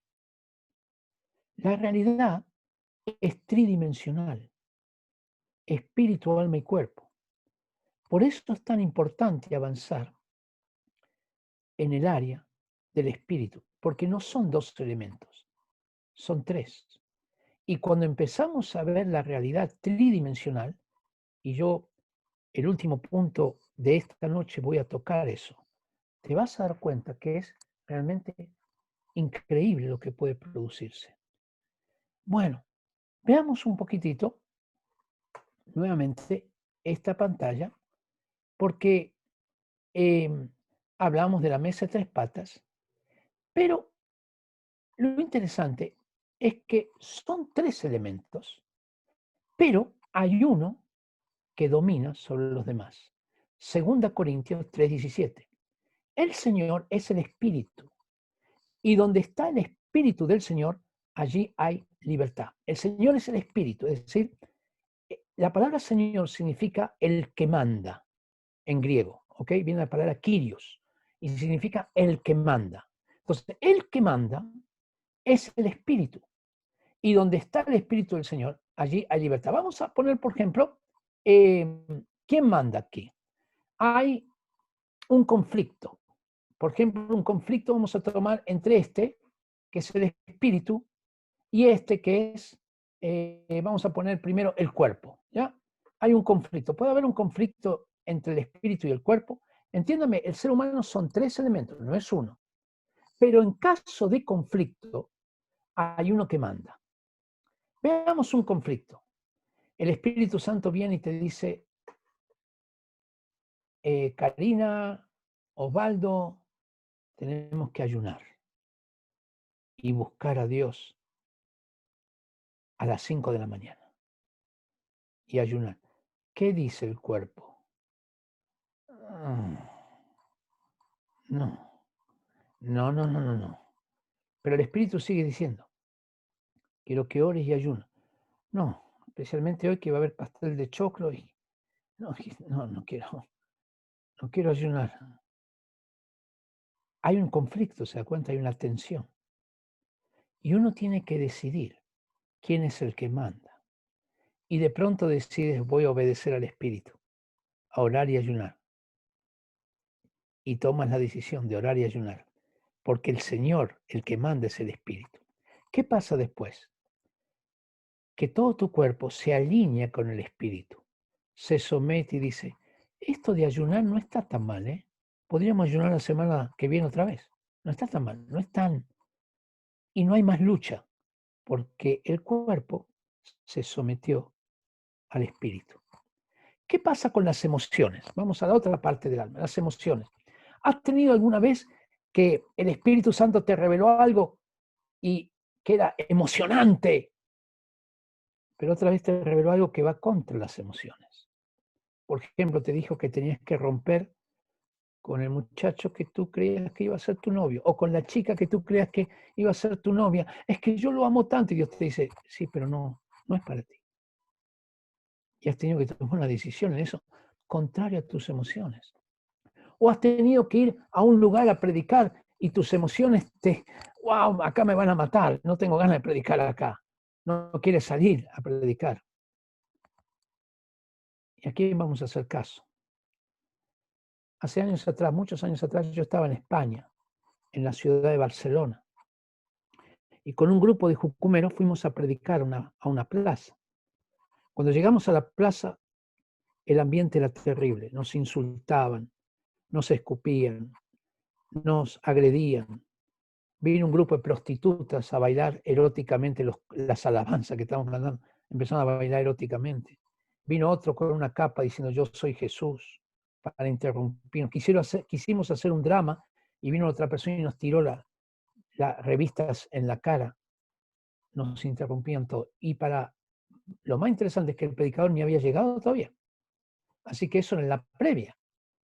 Así que yo pensé, con este clima tan terrible, cuando venga el predicador, ¿lo van a matar? ¿Le van a tirar, qué sé yo, tomate podrido? ¿Le van a apedrear? Así que dije a un grupo de muchachos y chicas, muchachos, vamos a orar por el predicador. Y éramos como 3, 4 orando, ¿no? No era un gran grupo. Nos apartamos, Señor, bendice al predicador, que cuando el predicador venga tenga la fuerza de parte del Señor. El Señor todavía no llegó, pero va a venir. Y viene el líder del grupo y me dice, Ricardo, tú eres el predicador. ¿Usted qué cree que yo hice? Le voy a decir lo que no hice. No le dije, ¡ay, muchas gracias! Era la oportunidad que esperaba. Me siento tan contento de poder dirigir la palabra a toda esta multitud. No, ¿sabe lo que yo dije? Para que sepan quién soy, por lo menos quién era en ese tiempo. Yo le dije así. Es que mi voz no está bien. Y el Espíritu Santo me dijo,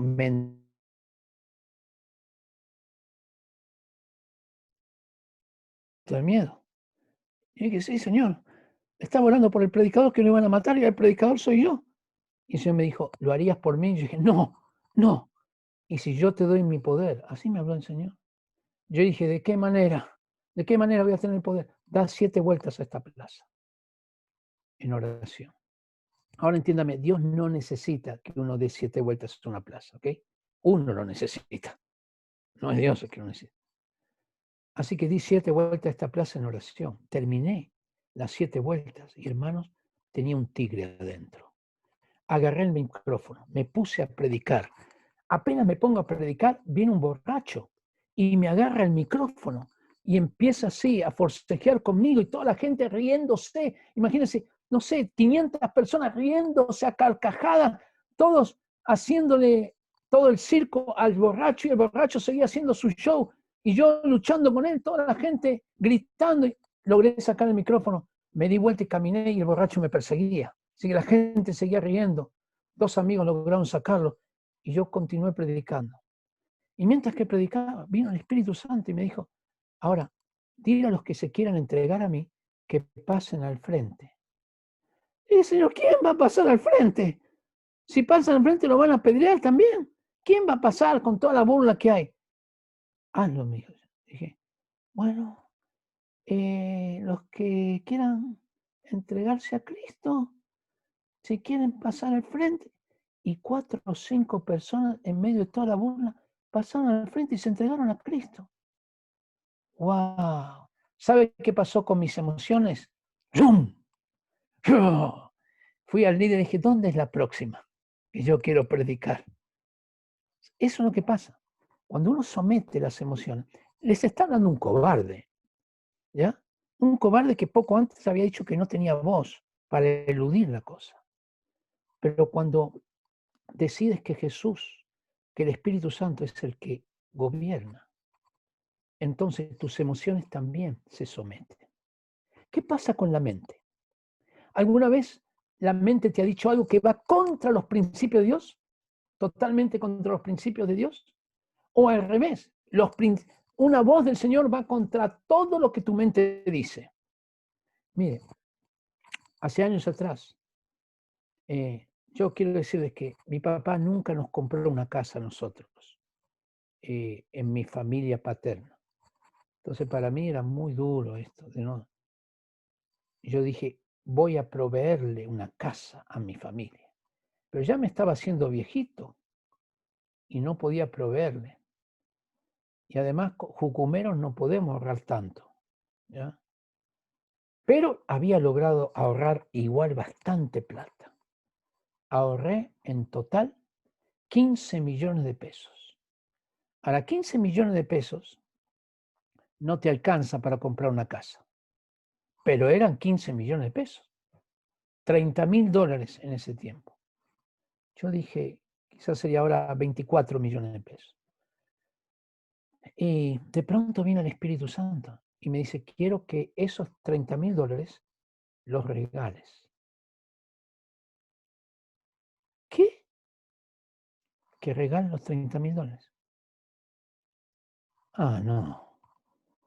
¿Tú sabes los años que me ha costado ahorrar esa plata?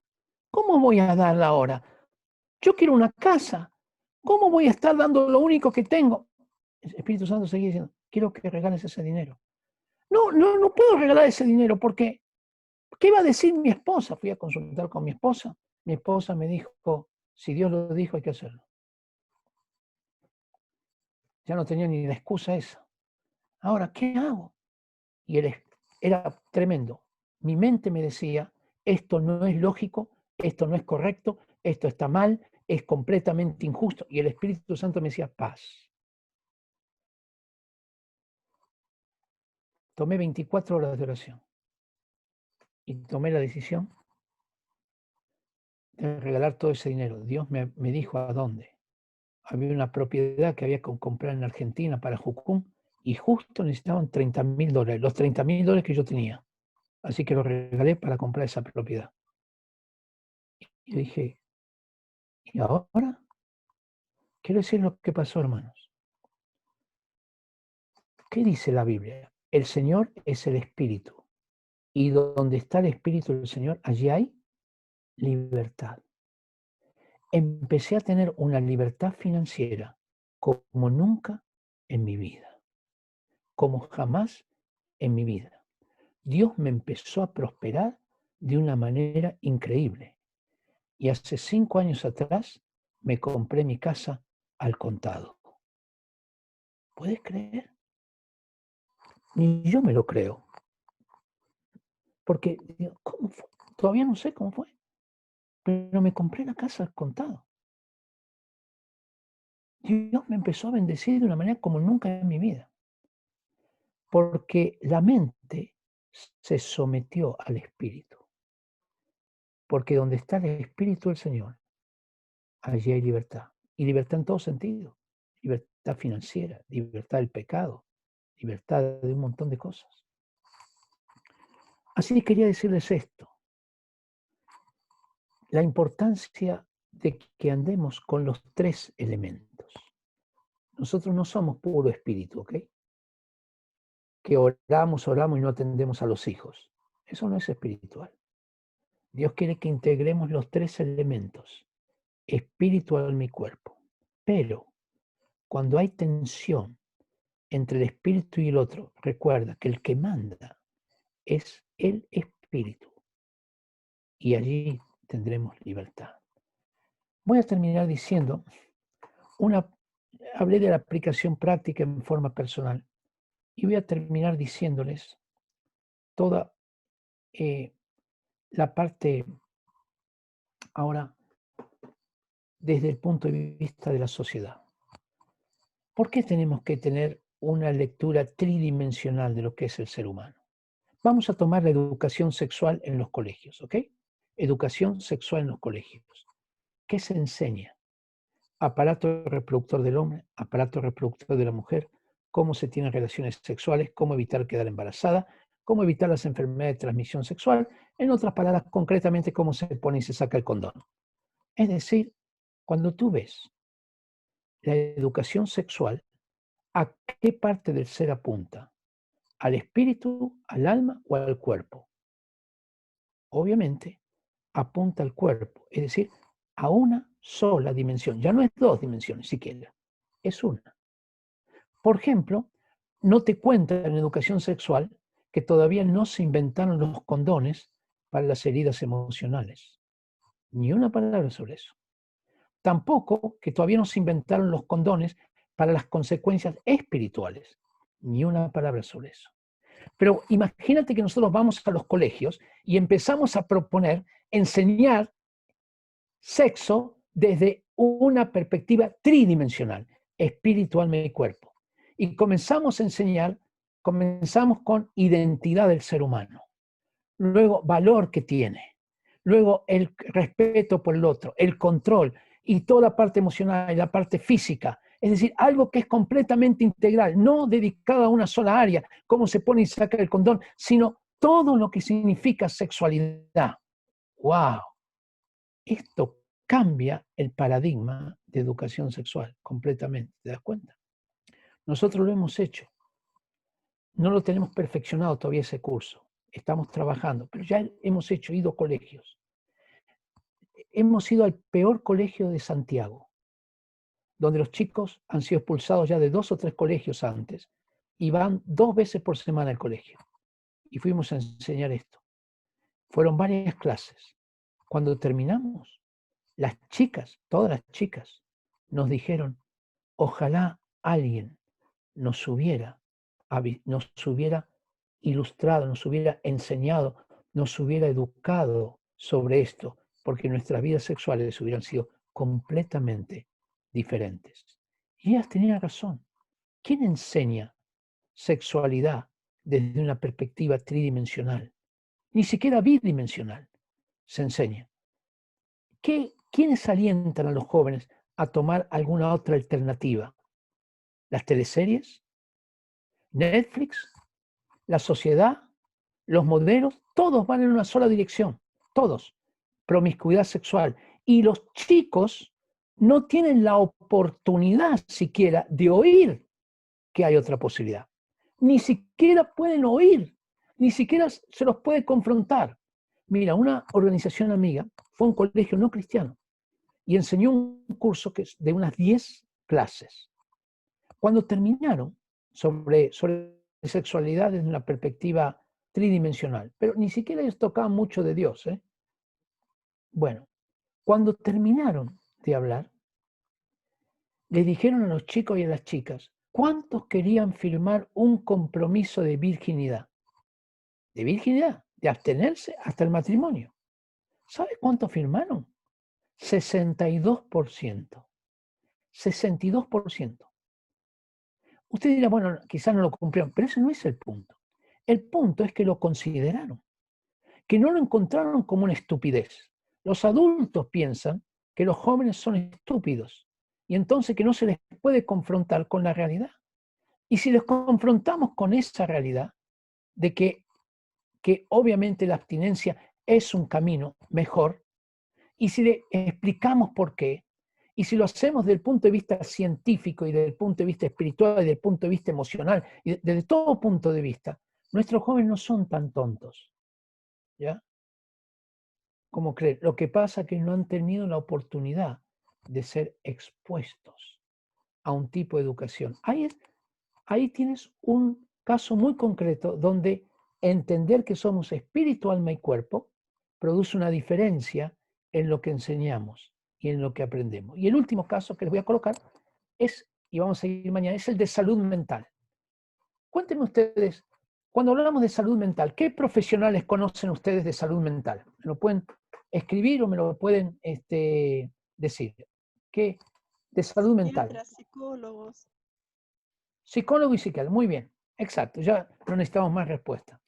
El psicólogo, ¿a qué parte del ser apunta? ¿A qué parte de eso? Muy bien, esta, a la mente.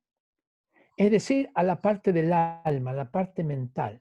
¿Y el psiquiatra a qué parte apunta? También me vas a hacer así, pero no es lo mismo. No apunta a la mente, apunta al cerebro, que es la parte fisiológica. Por eso el psiquiatra te puede recetar, el psicólogo no, porque el psiquiatra trata con la parte corporal, que sería el cerebro. Es decir, que hay uno, psicólogo, que trata con la parte del alma, con la parte mental, y otro psiquiatra que trate con la parte fisiológica. La pregunta es obvia, ¿y quién trata con la parte espiritual?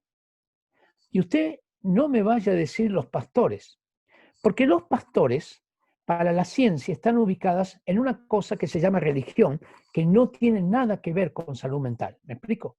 Tan completamente los tienen descalificados, ¿ya? Aunque un pastor pueda ser mejor que un psicólogo. Pero ¿cómo sería si levantamos una alternativa de salud mental tridimensional, ¿no? Y allí viene un paciente y dice, psicólogo, mire señor psicólogo, yo tengo un problema, tengo una angustia muy grande. Y el psicólogo dice, oh, muy bien, vamos a orar. ¿Cómo orar? Yo no vine un sacerdote, no vine un pastor, yo vine un psicólogo. Sí, yo soy psicólogo, pero soy un psicólogo tridimensional, que creo que el ser humano es espíritu, alma y cuerpo. Por eso comienzo de esta manera. Ah, bueno, dice, no, está bien. Y mientras que está orando, el psicólogo dice, ¿sabe que yo creo que su problema es que usted no perdonó a su papá? Y de ahí viene su angustia. ¿Usted es adivino? Porque yo no vine un confesor, yo vine un psicólogo. Sí, yo soy psicólogo. ¿Sí? Pero soy un psicólogo tridimensional. No sé si me estás entendiendo hacia dónde voy. Que la salud mental, ¿ya?, podría tener una tremenda transformación si comenzamos a incluir el área del espíritu. Y si psicólogos y psiquiatras comienzan a prepararse en el área del espíritu. Seguramente no lo van a recibir esto en la universidad. Pero psicólogos y psiquiatras pueden reinterpretar su carrera y agregar y reinterpretarla de un punto de vista espiritual. Entiéndame bien, porque yo no creo que los psicólogos son del diablo, ni los psiquiatras son del diablo, de ninguna manera. Sino lo que necesitan es un complemento de un especialista en lo espiritual, ¿me explico? Donde podamos tratar con el espíritu, con el alma y con el cuerpo. Yo no creo que los psiquiatras son del diablo, para nada, porque ellos tratan con una parte física. El problema es cuando nosotros dejamos esto independiente de Dios y decimos, no, esto lo vamos a tratar solamente con dos dimensiones, la corporal y la mental. Y olvidamos la parte espiritual. ¿Usted cree que la parte espiritual tiene influencia en la mente y en el cuerpo? Salmo 32. Mientras callé, dijo David, es decir, ocultó el pecado, se envejecieron mis huesos. Es decir, se le produce una consecuencia física. Se envejecieron mis huesos. Se convirtió mi verdor en sequedad de verano. Hubo una consecuencia emocional también. Judas cometió el pecado de traición y eso le produjo un problema emocional y mental y se suicidó. ¿Qué pasa con el ladrón? Huye el ladrón sin que nadie lo persiga. Tiene delirio de persecución. ¿Qué pasa con el mentiroso? Miente y después ya no sabe cuando dice la verdad y cuando dice la mentira porque se metió en un mundo de irrealidad. Proverbios 5:22, prenderán al impío sus propias iniquidades. ¿Y qué pasa con las raíces de amargura? Cuando uno no perdona, se forma una amargura profunda, heridas que inclusive podrían producir úlceras o muchas otras cosas por el dolor profundo que se lleva por mucho tiempo. Entonces, queridos, nosotros somos llamados a pensar el ser humano desde una perspectiva tridimensional. Y esa perspectiva que pone a Dios primero y como centro es la que nos va a permitir entrar en las diferentes áreas de la sociedad. Y de esto vamos a hablar el día miércoles. Así que a las 8, tratemos de empezar a las 8 en punto para poder tener el tiempo necesario para terminar el tema. Así que Dios les bendiga y muchísimas gracias, Carolina, también por la invitación Y también, Jorge, muchas gracias también por la invitación para enseñarles. Dios les bendiga. Gracias. Bueno, muchas gracias Ricardo por esta clase. Creo que todos pudimos aprender muchísimo. Algunos recordar ya lo que tal vez habíamos escuchado. Así que nos vamos a despedir porque estamos en la hora. Así que pueden prender sus micrófonos para despedirse. Chau, chau. Que tengan muy buena semana a todos. Chao. Hasta el miércoles. Bendiciones. Ricardo. Semana. Gracias. Chao a todos. Gracias. Chao, chao. Chao a todos, que descansen. Nos vemos el Chao. miércoles. Yo a trabajar. Muy bien. Ánimo, Alexandro. Me toca turno noche. Wow. Bendiciones, bendiciones, hermano. Chao, bendiciones. Bendiciones. Hasta las 8 de la mañana. Hasta las 8 de la mañana. Wow. ¿En qué trabajas? Chao. Trabajo en Arauco. Trabajo en Arauco, Panel Estenos Arauco. Oh, mucho cuidado. Dios te bendiga. Te Use proteja. mascarilla. Chao. Chao, chao. Chao, Pía Macarena. Agradeciendo por el chat, Ricardo, también por la clase. Me llamo Carolina. Gracias, Nelson, por estar en la clase.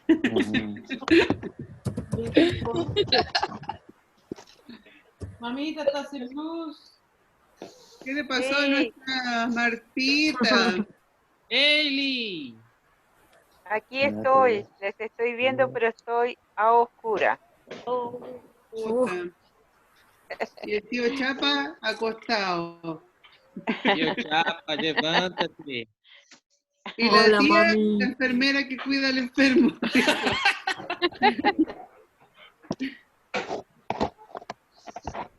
Dígale a mi mamá que prenda el micrófono. Pía Macarena. Ah, se le pegó. Se le pegó. Ya Se le es tarde, pegó. como en Argentina ya son las 11:15. Ahí escribió en el chat, mamá. Chao. Mi mamá Chao. se puso re tarde. Chao, mamá. Chao. Prende el micrófono. Besitos. Cuídense, descansen.